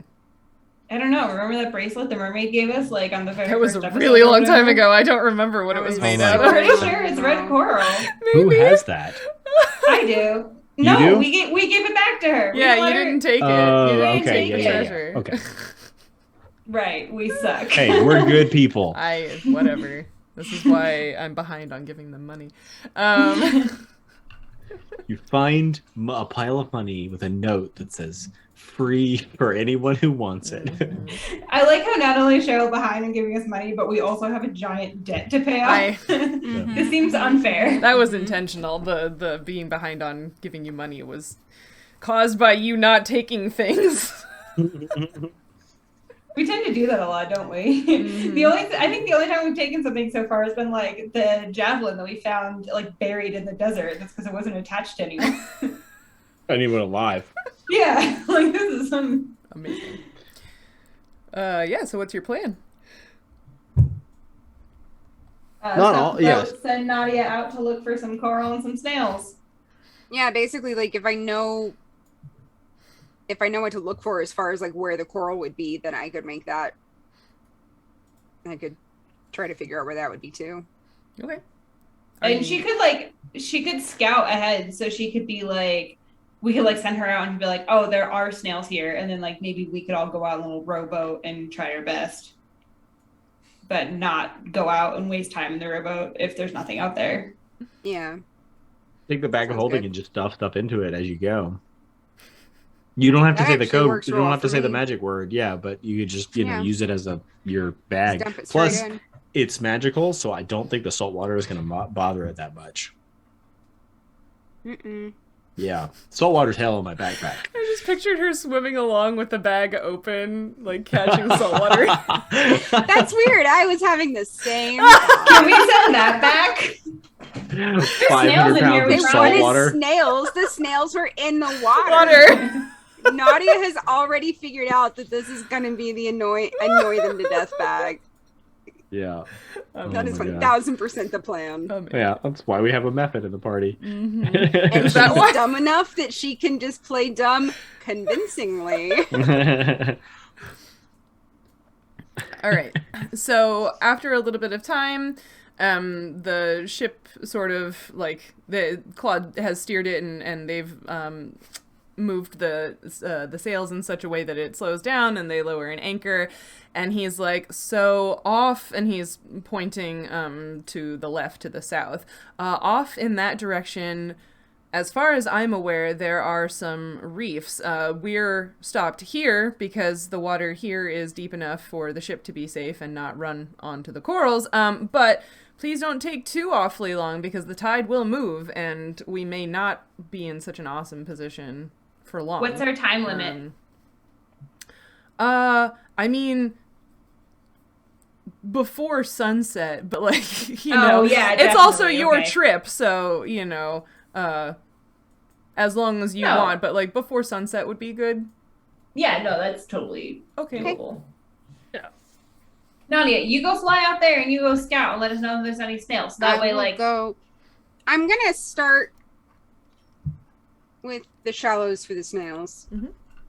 because Yeah, I have it- concerns about the deeper water. Okay. Yeah, I was gonna say maybe we should like go out there in a boat so we could be like back up in case Nadia runs into like a shark or something. Although she can So, fly, you so can probably fly fine. and swim. So I'm gonna try the snails first because I think that will be easier and safer, and I will go look out over the water, over the corals, and take a look and see if it looks okay. Because there's big stuff out here. There's a reason I didn't hang out in the open ocean for 100 years, okay? Just like, yeah, there's some stuff out here, so like that's a concern. Let me go try the other thing first, okay? Just to be clear, the corals are still in shallow-ish water. They're not in like Okay. the super duper But deep it's water. like open water as opposed to beach. Right, yeah. Yeah. Okay. To be fair, we still got attacked by lizard people in the shallow, beachy water, so. That too. But yeah, I'll go sort of fly out over. I'll take the bag of holding and sort of fly out over and see what I see. Okay. Make me a perception check.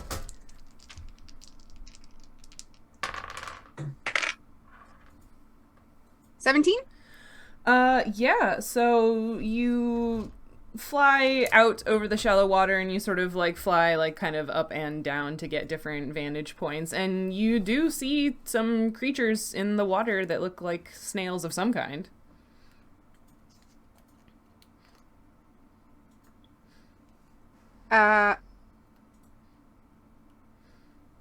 Okay. I would like to try to fly down and grab at least one Okay. to make sure there's no trick to this. Okay. You grab by the shell, I assume? Yeah. Yeah, so it's got some like long spines coming off of it, and you like pull it up off of the sandy bottom, and the snail sort of like retracts into its shell, but I mean, it has snail. So Okay. How big are they? Is it sort of... they are... Wait, where's the size? Where's the size? Ah, please hold. Does it say how big it is? It doesn't say. Oh no, hold on. Oh, there we go. Okay. Some of them are...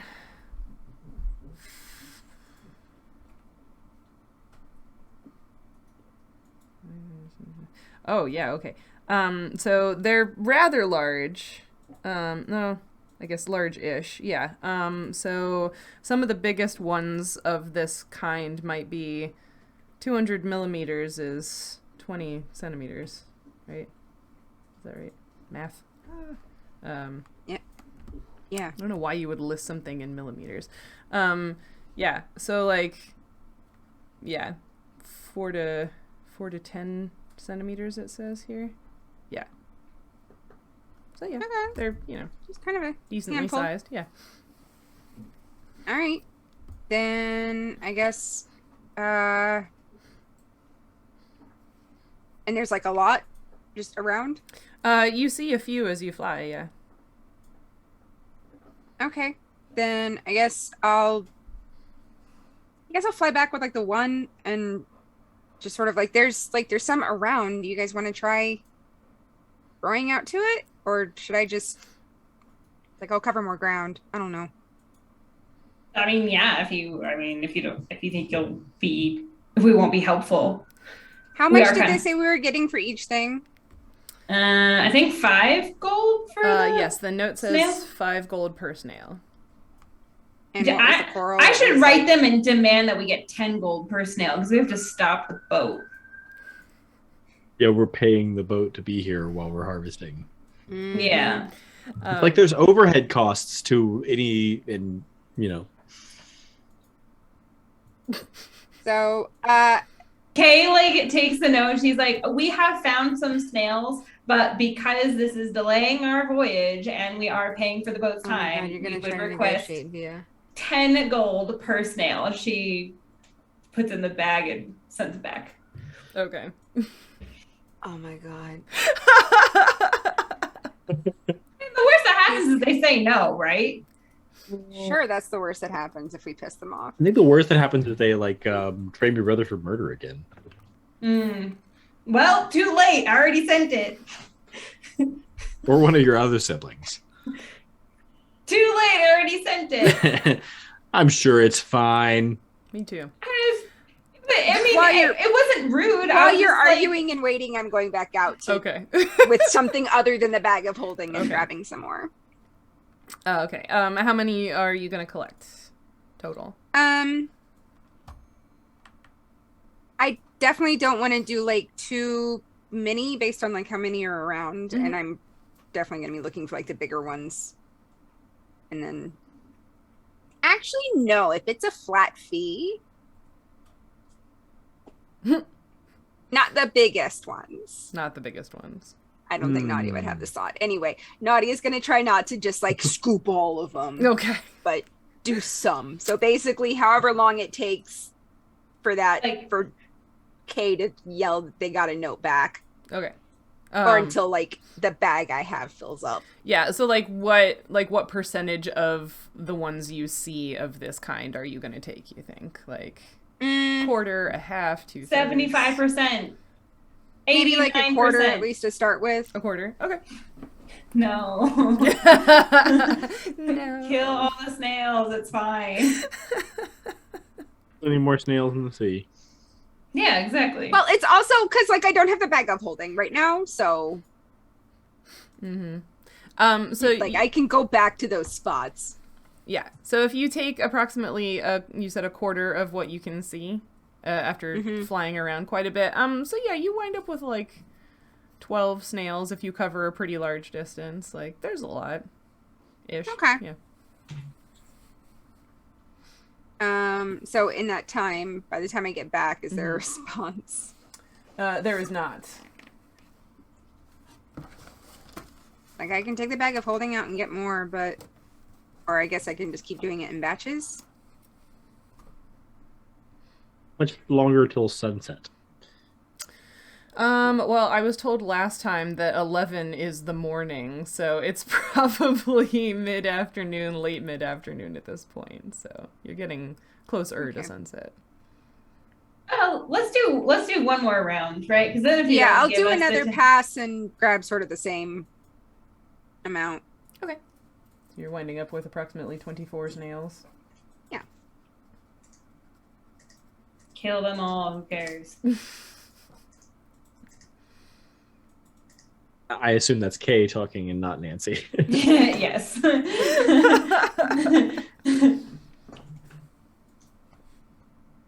So now that we're actually harvesting the snails, we talked about the coral, but we didn't actually talk about the snails yet.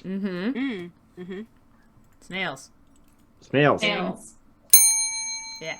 Okay. Yes. So these snails are rock snails, as previously mentioned, in the Murex group, or the family Muricidae. And they are used to make a dye that's variously known as Imperial Dye, or Royal Purple, or Phoenician Purple, or Phoenician Red. And there are several species within this group that are good for making the dye, but they're not all like in the same genus or whatever. So there's a few in this family that do this, because, taxonomy is weird. And the pigment is made from a secretion from one of the glands in the snail. So these are predatory snails, and this mucus, this secretion, is like a defense that they have. And so you can take the mucus and turn it into this dye, either by, and this I assume was kind of the more common method, by crushing all of the snails and making a dye. Or I found out while I was reading about this, you could milk them.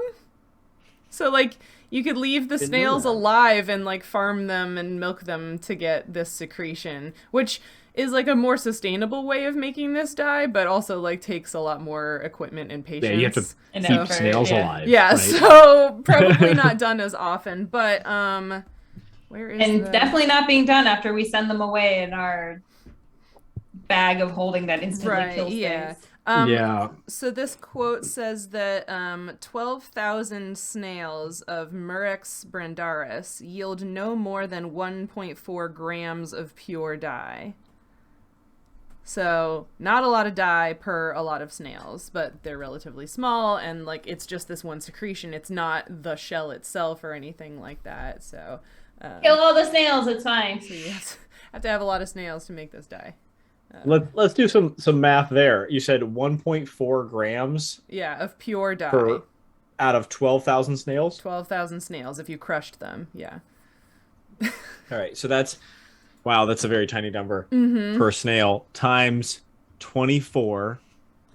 0.0028 grams of dye is what we have just sent them back. But how far does that dye go? like if you dilute that dye in water, could you like dye 2 whole garments with it? The whole quote is 12,000 snails of Murex brandaris yield no more than 1.4 grams of pure dye, enough to color only the trim of a single garment. So the whole concept of royalty wearing purple, this is why. Because literally it's like wearing pure gold. Only it's like wearing diamonds. It's impossibly labor intensive, time intensive, resource intensive to make purple fabric in antiquity, because I think this was one of the only sources of purple dye.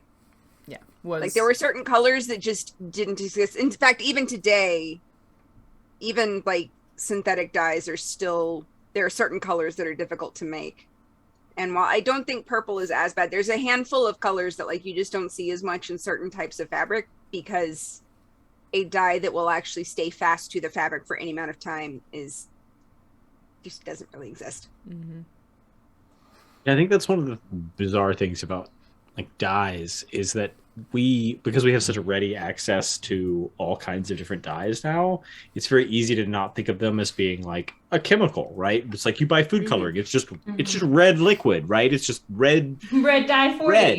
Yeah, exactly. You know, but it's like no, like there is a different chemical in your red food coloring making it red than is in your green food coloring making it green, and then that's a different food coloring, different chemical than is in your dyeing your clothes green or whatever. And there's all kinds of different colors doing that, or chemicals. Hair dye is another one that you see it a lot now, because there are only a hand, like the chemicals that can successfully and safely dye hair don't play well with certain colors. So like if you see purple is another example, actually, because purple hair dyes usually fade very quickly and then fade to a lovely shade of green, usually about the color that Nancy's hair is currently. So you'll start off with a real cool purple, and like a week later it's right. I've had luck with all my purple dyes. Yeah, same. I was gonna say my purple dyes usually go to pink if you lift them. Like it depends. If you bleach them, they'll come out green. But there's a lot of like color. Yeah, the bluer purples will fade green. That makes sense. The blue fades green. Yeah. Well, it's tricky with hair dyes because you want something that like isn't going to stain or isn't going to dye anything else, right? Like you don't you want something that's not going to stain your skin but is going to stain your hair. Yeah. Well, and frequently it does stain your skin. You just need to be careful about it, and also the skin turns over faster than my stylist uses like alcohol wipes on my ears after she's done. Yeah, mine too. Or like mine will put Vaseline on. Yes, that too. Stick. Yep. So it like coats, like they do that on like the base of my neck, put Vaseline, because then there's a barrier between the dye and the skin. Yeah. But yeah, anytime that I've worked with like lots of paint or pigment and I am not wearing gloves, inevitably, like as I continuously wash my hands through the process, I get to the point where like the skin is fairly fresh at this point. I've scraped all the dead skin cells off, and now my hands are that color until the skin turns over. Yep. So when I had originally been designing this fetch quest, I remembered that Nancy had told us at one point about like shells that were used to make dye in like one of the museum exhibits in Ecuador, and I couldn't remember what those were. So I had found it wasn't a shell; it was a berry. It was a berry. Okay. It's called igulan, and you like smash the berry on your hand, and it just completely turns everything purple. It stains your hands purple. So that was commonly used here. It's a native little plant. But that dye does stay on fabric. Yeah. Yeah. Which is interesting because, I guess a lot of the like berry pigments don't stick to fabric as well as like. Yeah, there was a decent amount of processing with it. I don't remember all of the different methods, but there's also there's like a weird local clover. I don't know if it's related to clover or not. Like this is the problem. I learned everything from the locals, so I don't actually know like its scientific bearing. Just like that's what they call clover. But you can eat it, and it's a little bit sour because it has citric acid in it. So I know that with a lot of the natural berry dyes, they would also use that little like clover that has citric acid in it, which would stabilize the pigment and help it dye the fabric. That's neat. Yeah. Huh. So I think that highlights well one of the things is like the history of purple dyes that we learn is a European-centric, purple dye. There are quite a few things in North America. Like here in Western North Carolina, we have a lichen called rock tripe. It's a very large, kind of flaky, slow-growing lichen that looks very similar to a stomach. Which a cut open stomach, which is why it's called rock tripe. It's edible. And it's edible. It's awful. But it's edible. Yeah, technically.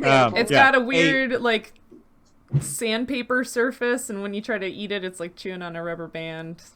Yeah, I think it's definitely one of those survival foods, right? Yeah. Where it's like, George Washington's troops ate it. You're like, and no one has eaten it, since then. They in also large like ate their own quantities. shoes. So Exactly. Yeah, they're I tried shoes some with a so little that I bit of could say lichen, I've eaten it, but like it wasn't something I would choose to do again. Yeah.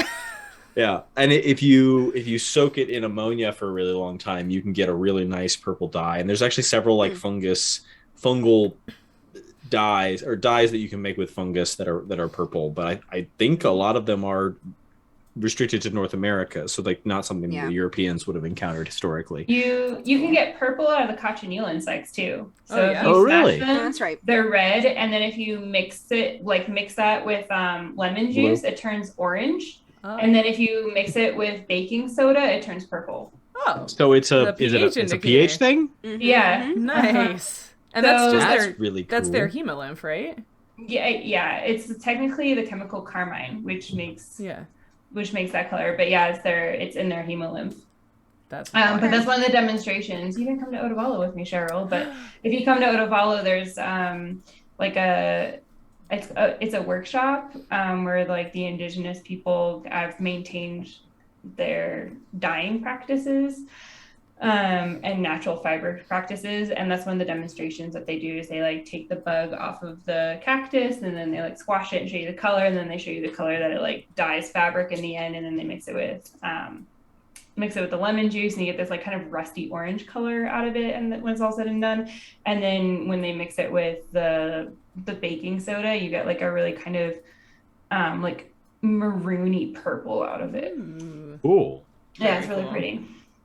Very cool. Yeah. Yeah, So, I had like super vague memories of like the basically the valuable colors to the American indigenous peoples were completely different than what we were taught. That was very European centric. Asian centric, Yeah. Well, and you can see the name of the dye that I'm using for this particular situation, Phoenician red or Phoenician purple. Like this is something that like was in antiquity kind of dealio, that like this is a thing that very Mediterranean so I think I might have cochineal insects in my freezer, and I think I have all of the things necessary to do that. Go get it right now. Do you have any baking soda? Do a demo? I do. We'll do a demo. Okay, I'll be right back. Let me go see if they actually. You talk about stuff, I guess. Talk about stuff. Did I we need talk to about? Go find some shells while I try and see if I have all the stuff in my freezer. Did we talk about what makes the red coral red? I looked it up. Yeah, it's carotenoids. So like the same thing that makes flamingos pink and cardinals red and tomatoes red, and just like across the whole animal or plant life spectrum. That I thought that was pretty cool. Yeah. Yeah, that was so funny because I just for years and years, like I've made jewelry for a long time, and like all the bead stores carry red coral stuff, and I just like had this moment of, oh, duh, of course it's that stuff.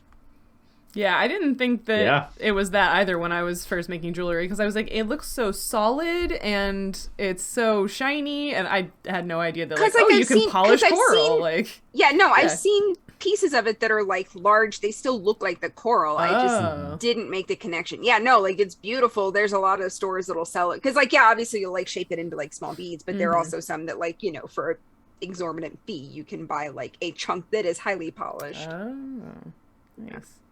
I think I had always assumed that, like, if you cut coral into little chunks, that it would kind of look like bone cut into little chunks, where it's like, porous in the center and stuff like that. Like that, it would not look as like mineralized as it does. That or the mineralish as it does. I mean, because I've seen pieces that, like, they've, it's a little Swiss cheese, not a lot though.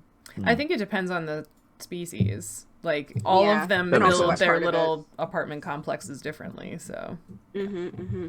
Yeah, I have a 'cause piece there's a bunch of that them. looks like a honeycomb almost, and then I have another piece that's just got, like, a lot of pinpricks in it, yeah. Nancy's back and muted. Sorry. So my cochineal insects are not fresh, so I don't know how much I can, like, squish out of them. What? We demand fresh. I know. Yeah, so I think I Sorry, actually... podcast. I'm not sure if it'll work. I'm going to try, because, like, when I squash it, I just get this red powder. That's super red. That looks like the stuff you'd buy in the store that would be red. Yeah, look. It looks, for our listeners out there, it looks like dark red. Red chalk. Red chalk. Yeah. So normally when you squish them, they, like, explode because they're, like, goopy inside, but So I'm going to try. I don't know if it's going to work because... Oh, yeah, there we go. So if I, like, put the lemon juice on it, it turns like this orange. Yeah. Very Kind of bright orange. sort of tangerine orange. Yeah. Yeah, it looks... Very vibrant. It's It very looks like you've been, like, chopping some kind of orange vegetable. I don't know what it would like be. a carrot? Yes, yes. Some sort of like orange orange icing, like vegetable. it's And when I mix the baking powder, Ooh, that's so purple. That looks like blueberry blackberry juice. Yeah. Like, it looks like you've been There's, like, the squishing orange- blackberries. Yeah. That's very, like... Yeah. Oh, that's Yeah. cool. Thank you, Nancy. Yeah. Oh, that's Very great. cool. I love you've got, like, pieces of it that are different colors, Yeah. too. So, Yeah. like, some is orange and one is purple. That's cool. Purple, yeah. Nice. So yeah, it's just like literally lemon and some baking soda. Amazing. Nice. I love it. That's super fantastic. cool. Oh, look at that. That's incredible. So we can make For purple everybody- in a bunch of ways. For everybody. For everybody listening to the podcast version, this is why you got to tune in for our live Yeah. shows or the VODs. Oh yeah, I still have some chocolate. Describe So it. here's here's Oh, here's yeah. some like Just crushed up the- insect that was red. Yeah. red. So tiny. Yeah, I know. It's a piece of crushed up insect. Anyway, so Cool. yeah, apparently the pigment is still stable after being in my refrigerator or my freezer for 2 years. Good to know. Oh, you've got a very cool... You've moved in that time. I have. I moved them with me. That is a good point, Cindy. Yeah, like, I wait a moved minute. them. It was important. We don't need to discuss some of the things I just finally threw out that have moved with me several times. So, I want to say I think this is now the single topic that we have talked about the most Cochineal? on Nature. Yeah, Absolutely. Cochineal is like It is. we have talked about it in like Absolutely. 4 different episodes of Yes. Nature Check. it's just because it keeps also- popping up. Yeah. Yeah. But it also keeps popping up in like real life. Yeah. Like it was it was a utility Mm-hmm. thing. Like Yeah. There's only a few foods left now that you can like find it in instead of like the Yeah, because artificial like dyes. people who are vegan don't like it. So here's another. I think I might have talked about this with makeup. Is that like there's been a big push for makeup to be one of like the red lake dyes, but it's actually not FDA approved for the eye area because some people can have a reaction to it, and it also stains the eye. So if you have pink, purple, or red eyeshadows that stain your eyes, it's because it's made out of the artificial. It's like made out of the artificial red, so that way they can claim that like it's vegan. But if you use the cochineal insect, it's perfectly safe for your skin and doesn't cause any staining. So for like a better makeup, it's actually better to have the bug, but it's not vegan. Put bugs on your eyes. I- You heard it here. I definitely have like skin reactions to certain kinds of eye makeup. I wonder if some of them that's It's probably all the red lake dyes. Like some people are sensitive to them and some people aren't, but even the people who aren't, it just stains your eyes. Yeah. Hey, look at You heard it some here, of the- folks. Nature Check, pro rubbing bugs on your face. I mean, Way to distill that, Peter. Nancy does do face bugs, so That's true. That's true. Yeah. That is a whole different kind Is of that face bug. smearing though? we're on brand. Yeah, there is less smearing. It's true. Yeah. So that's Anyway, that's the dye chemistry. talk. Anyway, chemistry. fun. Ta-da! Fetch quests, my favorite way to insert science into this game. All right, so you have sent 24 snails, or you're going to send 24 snails? Did we get a note back? No. Kay writes another note. 8 gold apiece? Question mark, and sends another note back. Peter. Don't negotiate with yourself. What are you, like a Democrat in Congress? Ooh. Ouch. I am going to fly out toward coral. I'm gonna look for coral and then go towards it and just do a zoomy while she's still waiting on that. Perception check for your zoomy.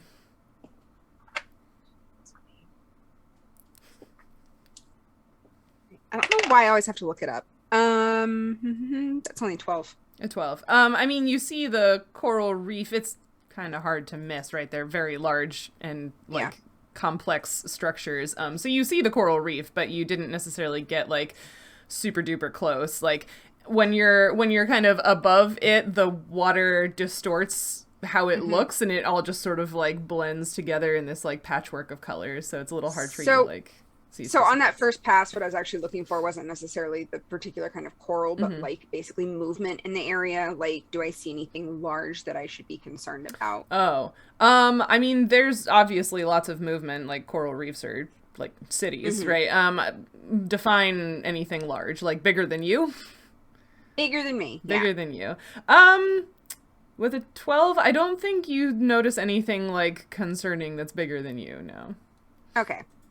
Yeah, because that's what that first pass was. Would I?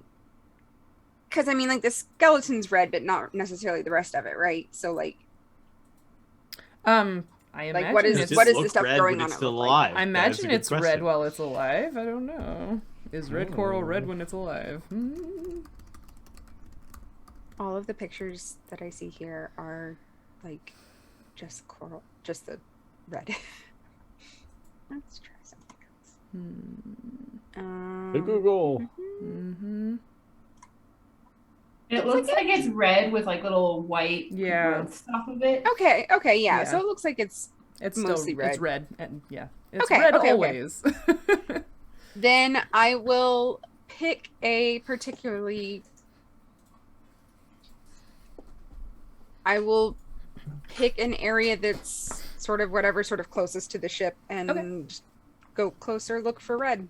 Okay. So are you like ducking under the water to be able to like see better? Yes. Okay. I will skim. Give me another look. Now my dog is wagging under the desk. That's much better. 27. Okay, yes. You do see several clumps of red coral on, this stretch of the reef that you're hanging out in. Yes. Okay. Is there any piece that's especially large? Yeah, they're all rather like large structures, I guess. So, yeah. Okay, I would like to go down to one of the largest ones and see how hard it is to take a chunk, I guess. Okay, yeah, so you're trying to like break one off just like with your hands or whatever? Yes. Yeah. Just a strength check, I guess. Okay. Yeah. It's one of these like, would I know how hard it is to break off a piece of coral? Cindy doesn't. I'm like looking up, does red coral sting? Yes, 9. Probably 9. I mean, on the first go, you don't get it, but it's not like ridiculously strong. So like, if you sort of like pull on it for a few moments, you eventually snap it off. Yes, they are cnidarians, so there are little cnidocytes or stinging cells on them. So I don't have stats for coral, but we'll make it up. Give me a fortitude save. Okie dokie. That is also +9. Oh, jeez. Which is good, because that's a 13. Okay, yeah, you'll just... Total? You'll take 2 points of poison damage. Okay. Does that heal in water? Like for my fast healing? What does your fast healing say? Does it say that they're types of damage it won't do. I don't remember there being anything that I would also assume anything that I would run into in the water would be something that, like...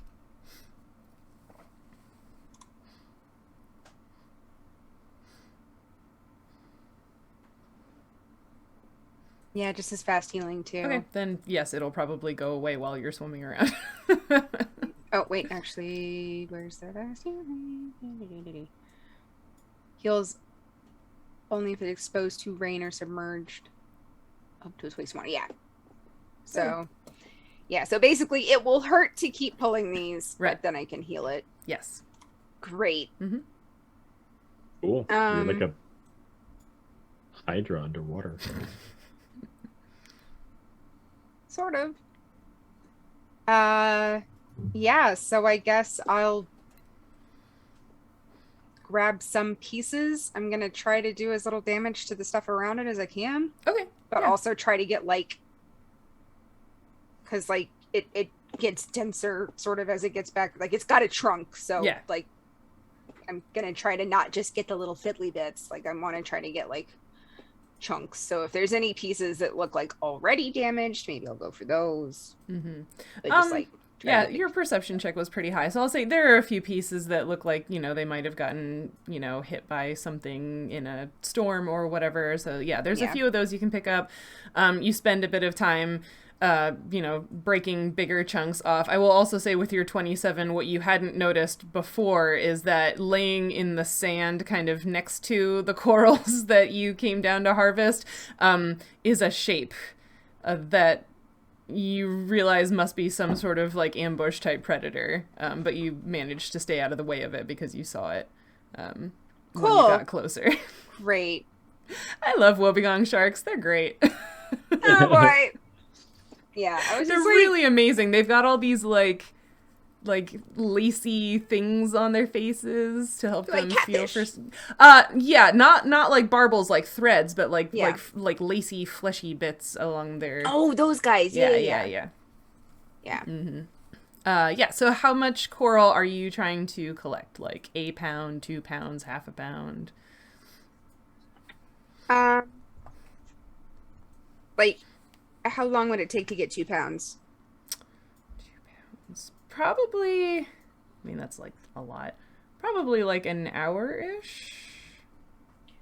Especially if you're trying not to just, like, demolish complete structures. Like, if you're trying to, like, pick from several without, like, completely removing them. Then, because I'm also just thinking, like, I'm gonna have to, like, do this in batches anyway, just because, like, it's fairly lightweight. It's gonna get, like, awkwardly bulky. So, like, yeah, I'll if we still don't have anything new happen in half an hour, then I will come back with a pound. Okay.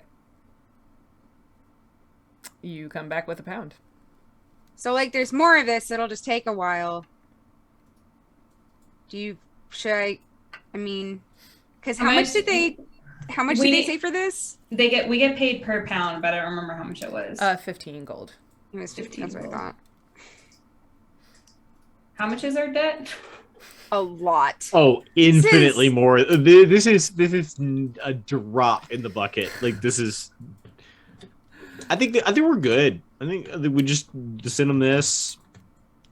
It's like a good little reminder that we're sending them stuff.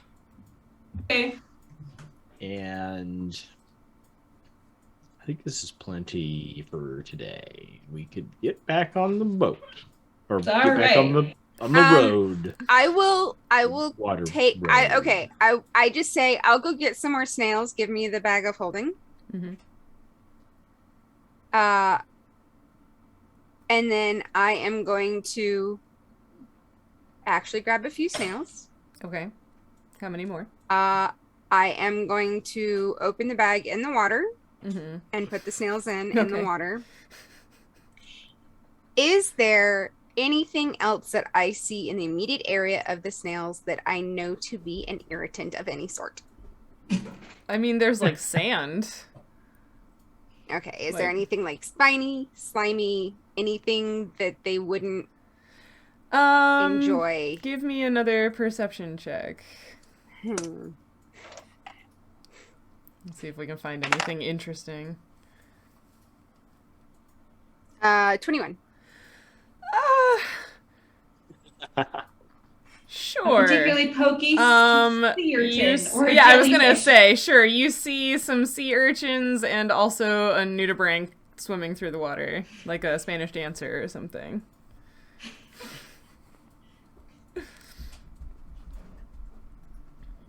Okay. I'll grab a couple of urchins. Okay. I'm also gonna look for some rocks that look like the snails. Okay.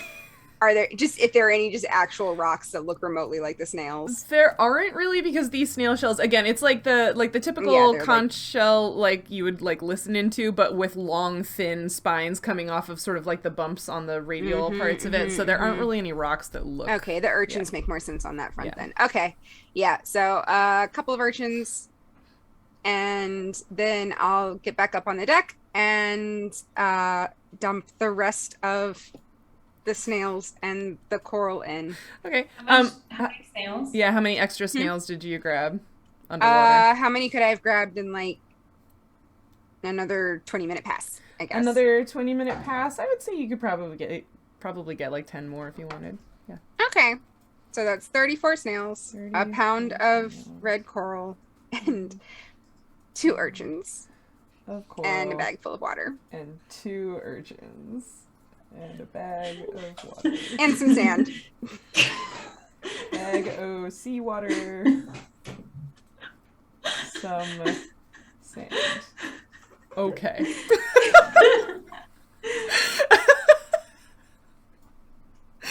Amazing. So we're sending 185 gold worth of stuff. That sounds right. Right? Okay. And you put it all in there, and I whisper, here you go, guys. Make a trade. Okay. And I mean, like, nothing happens because it's a bag of holding, so you can't like see any difference in it. Yeah. But you whisper that. I open it up and I stick my hand in and think snail. Okay. Nothing comes out. All right, you win. Can you please describe for us the... No, I'm not telling you what's happening on the other end. It's not for us, it's for the audience. All right, I'll take our earphones out. Will you describe it? No. They get to remain a mystery for now. So here's a question. If they hadn't like opened the bag since the notes came, Yeah. would the other things join the notes? Yeah. Like, yeah. So just like 10 gold apiece, 8 gold apiece. Here's Seawater. Like plus some Yeah. seawater. two soggy pieces of paper.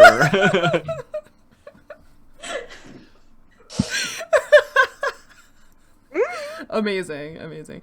How much is our debts? Because I wasn't there. Thousands. Tens of thousands. I know it was tens a of lot. thousands. It was like 24,000 or something like that. Again, it's in my notes. 30,357. Yep. 30,357. Yep. Well, minus didn't- 185. So And they didn't tell us what we're what the bats are worth, right? Oh, they did. Up to 100 gold. Yeah. For good specimens. Yeah. I mean, it's no worse than student debt, right? Right. Yeah. Yeah, I don't think we've talked about interest rates yet, but yeah. Okay. Oh boy. All right. So Claude has watched you all do all of this out of the corner of his eye, and just like, I feel like I shouldn't ask why you're putting snails in a bag. Don't worry about it. Okay. Stomonel's just like leaning up against like the mast with her hat down over her eyes. And eventually, like, after you've done this, she's like, so are we... All right. Yep, We're we're ready. good. We're good? We're good. Good. Okay, we're good, everyone. Let's move on. And they, like, you know, start doing... Just watch this method. Yeah. Just, they stopped the ship. Yep. and just watch this method just take off and then come back with armloads of snails and coral. And honestly, by the time she gets back with the coral, she's not in a good mood because she's just like, it has hurt the whole time. Yep. She hasn't said anything, but she's pissy. Mm-hmm. I believe it. Yeah, so eventually the boat gets back underway and you continue sailing as the sun goes down. Are you all doing anything else with the evening? I mean, that was a pretty great day, you guys. I mean, like, Nautia got to play in the water, and then, like, we just kind of hung out a little bit. So, I mean, I feel like you met win-win for everybody, right? I mean, we had already met before, I think, if you recall. So it's kind of you had a private conversation with said lady dwarf, and she took note in your clothing. Oh, yeah. Yeah, it was pretty awkward. Cheryl's face. I take it you're not interested. I mean, that's fine. I mean, I'm not. No, I'm not saying I'm not. I just know the whole clothing thing is just kind of. It's kind of weird for you know, she's you know, it's a dwarf thing. You wouldn't understand. I don't think I understand. No, I'm sorry. Well, no, it's just that she's a devout follower of Morden. And?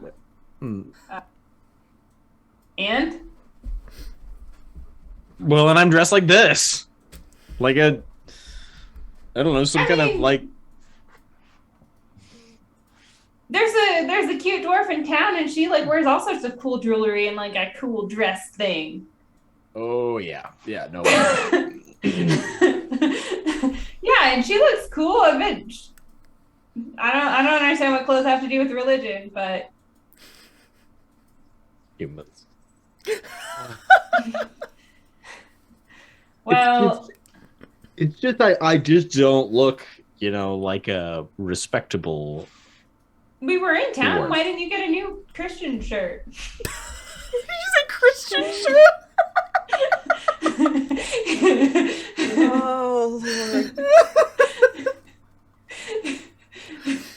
You hold in the store. It just says Christian over like that style.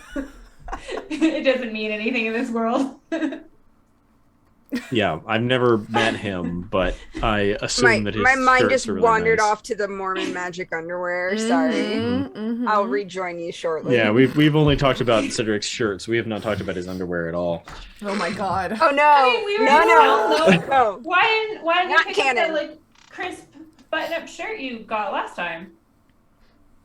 What happened to it? No, you could just get a new one. We were in town. Why didn't you? I don't know. I didn't think about it. I kind of like this. So then what's the problem? You like it. It's just not respectable, Kay. I think you're very respectable. You've done a lot to earn respect. Thanks, Kay. Yeah, well, so if she doesn't like you because of your clothes, then whatever. And Kay just like walks over somewhere and leans wistfully over the railing. Well, that actually helped a little bit. Hey. No. All right. Anybody doing anything else before nightfall? I'm gonna check in with Arena and make sure she has found something to eat. Yeah, she has a full crop. She's found something. Cool. Yeah. You're also not, like, you're keeping the coast kind of in eyesight, so she also has the option to fly, you know, over to the land and hunt. She can fly faster. Right. Yeah. Yeah, okay. So you all go to sleep for the evening in your hammocks? Mm-hmm. Yeah. Okay. You know the drill. Headphones out for everybody but Kay. Ooh. No. Yes, it is time. It is not time. God damn it. All right, Kay. So you fall asleep, and at some point in the night, you first become aware that your feet are wet. As you open your eyes and look down, you can see that you are standing in water a few inches deep. There is mud beneath your feet, and out of the mud you see strange spidery roots growing. The roots reach like fingers far away from the leafy parts of the plants you realize are blocking the sun above you, making the plants look like they're standing on stilts. The mud around you is pungent with the sense of fish and salt and rotting vegetation. What do you do?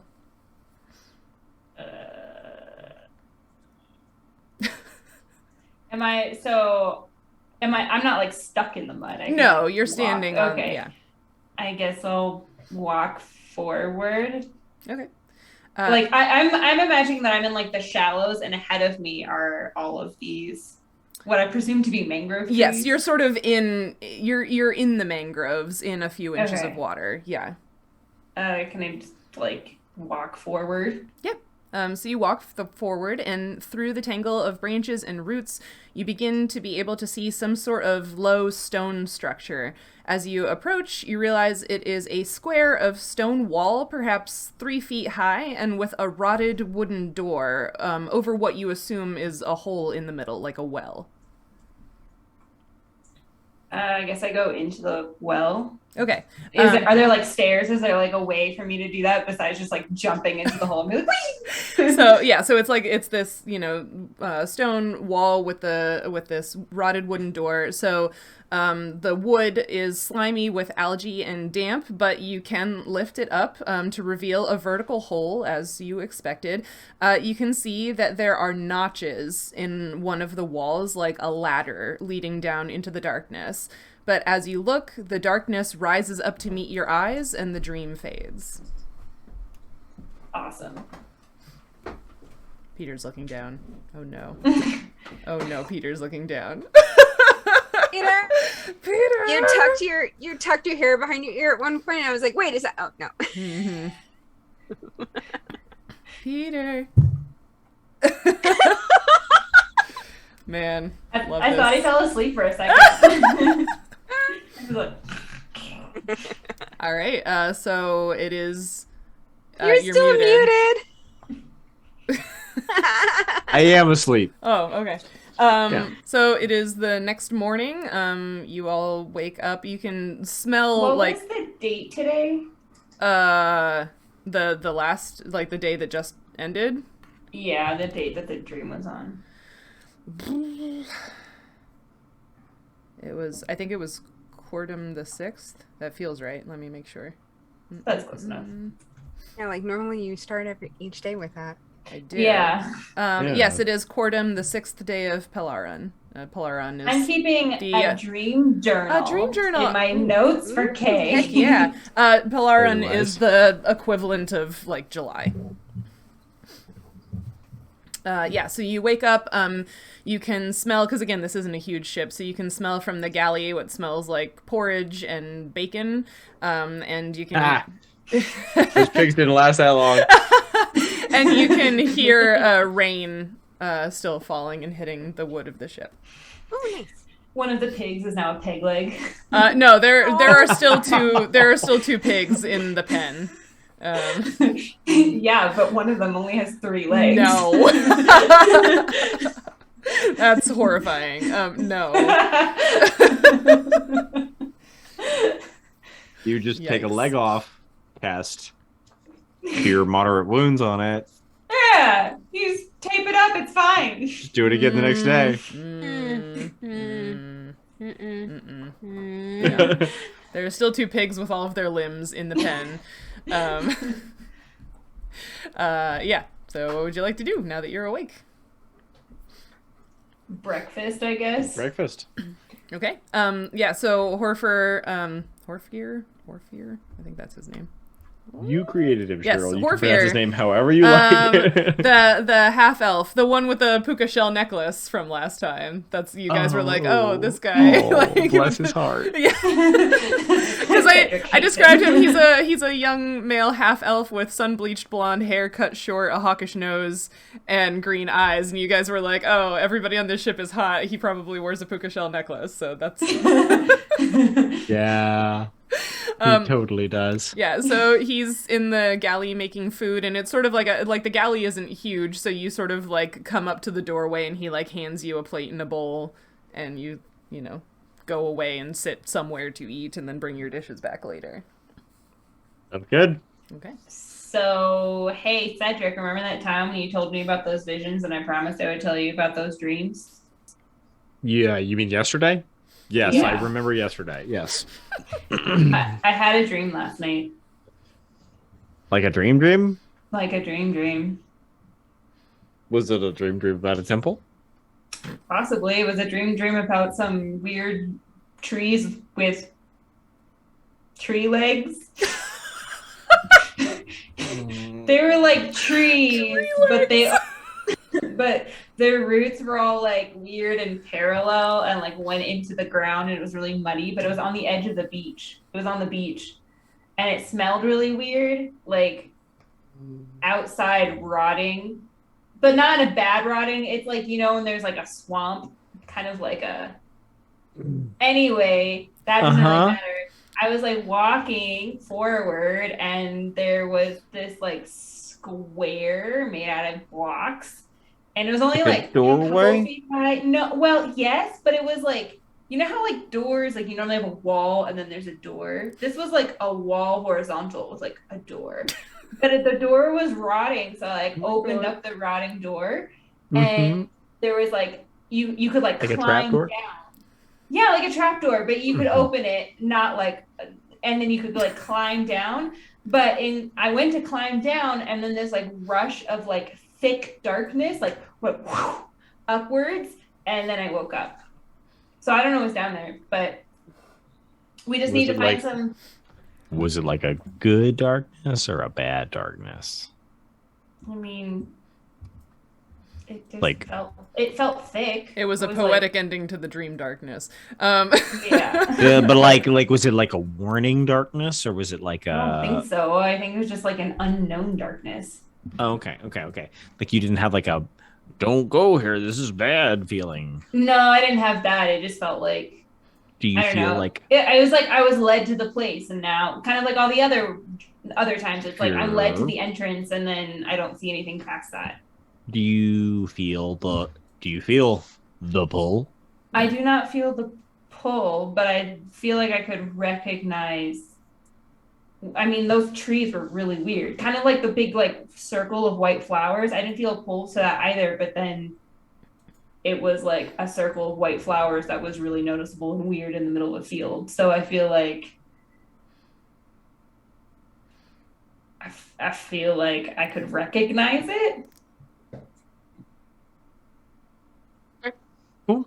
Well, trees with horizontal roots. Nautia, you, me, Kay. Well, we're gonna keep an eye out for that. Yeah, we like talked to the navigator too, and he'll like, I'm sure they've seen those kind of trees before. Yeah, I feel like that's easier to find than snails, right? You can like see agree. trees from like kind of far away. Does any of that ring familiar for Nautia? Nature check. These dice have been so all over the board. It makes me so happy when you ask questions like that, though. Hey, that's 23. Yes, mangroves. Yeah.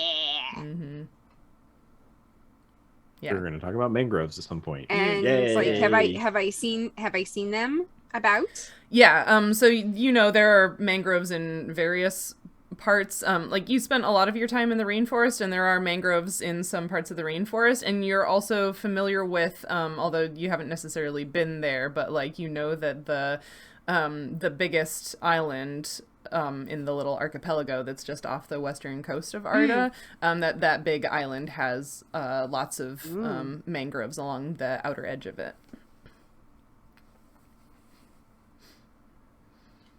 So I've seen trees like that because they grow out of the water, so the roots are because they don't have to go in the ground for the water, you know. Anyway, but like there's some. They look like they could walk though, right? But also, yeah, like they look like they're up. Anyway, how tall were these mangroves? Sure, were they like normal Florida-sized mangroves, or they were like Ecuador-sized mangroves that are like 120-foot trees? No, they were, I mean, they were over your head, but they weren't like Okay. huge, yeah. Okay. Yeah, and there's some actually that like the first island we're gonna come to, like there's some on that.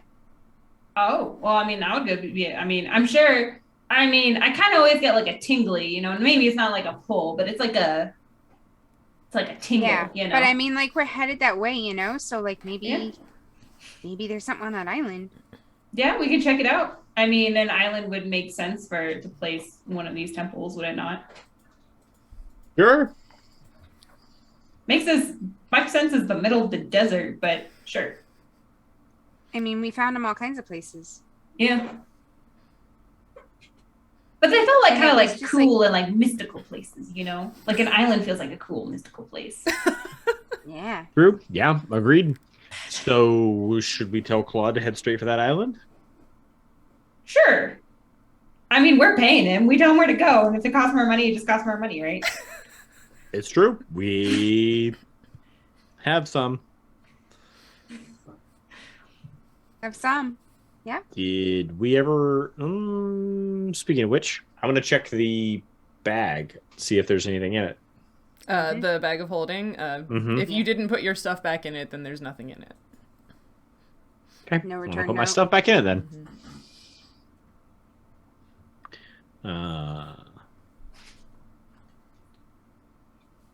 Cool. I'm going to go tell Claude. Be right back. All right. All right, so you're going to Claude? Yeah. Mm-hmm. Is he... Yeah, he's piloting at the the ship? yeah, he's at the helm. Yeah. Claude, good morning. Good morning. How did you I bet sleep? you were wondering. Great. Oh, Great. good. How about you? Did you stay out here all night? No, I needed to get my sleep, so Vinalda and I trade off. Yeah. That makes sense. So she is out here at night Usually. doing this Yeah. thing. Okay. Mm-hmm. That explains why I do not see her during the day. Mm-hmm. So, we were, I bet you were wondering where we were going next. To the volcano? We're not going to the volcano, are we? Nope. We're going to make a stop. Okay. But on the way. Okay. So, apparently there's an island Yes. near, on the way. Yes. This island that we're coming up to next. Mm-hmm. That has groves of men on it. Many groves. That's... Have you seen the video of all the guys buried up to their necks in the sand in the dark, and the guy like throws food and they all go, "Ah!" Like that's what I thought of groves of This men. is a logical step, though, because Kay said they're like walking trees, Yeah. and then he gets to man Mangrove. So, like, you know, I mean, Grove of men. Claude is like looking at you like, Definitely something that occurred in the Odyssey. I mean, yeah. I mean, there is a big island at the southern end of the archipelago. I don't know anything about Yes, the Ark. The Ark. groves of That's where we're going. men. Apparently there are lots of knees or legs. Trees, maybe. why didn't we go with you? Because he seemed so confident. Why would Anyways. we question his ability to say, "Hey, can we stop at the next island?" Anyways, that's where we're heading. That island. All right. Yeah, the one at the tip of the Ark. Yes. So I can get you fairly close, but again, the ocean gets a little shallow in towards the island, so you'll probably need to take the last little bit of the trip yourselves in a rowboat if Captain Laughshield will let you take another rowboat. That's cool. I'm sure this one won't also turn into a monster that tries to kill us. Here's hoping. You said it. Yes. All right. Agreed. So is that your plan to have him sort of dock the ship as close to the island as he can get, and then you'll go the rest of the way in a rowboat? Yes, it is. That is my plan. Okay. That's Cedric's plan. That's Cedric's the plan. rest of it. 'Cause We I shall would see suggest- how it goes. I would suggest that the dude rows us out and then leaves us, and then we wait in the boat because we're just going to can't take that long, right? Like what? A week? Couple days. We gone for like a week. It's All right. an island. How big can it be? Well, in any case, we will be back to see what they get themselves up to on the island next time, which will be Sunday, May 22nd.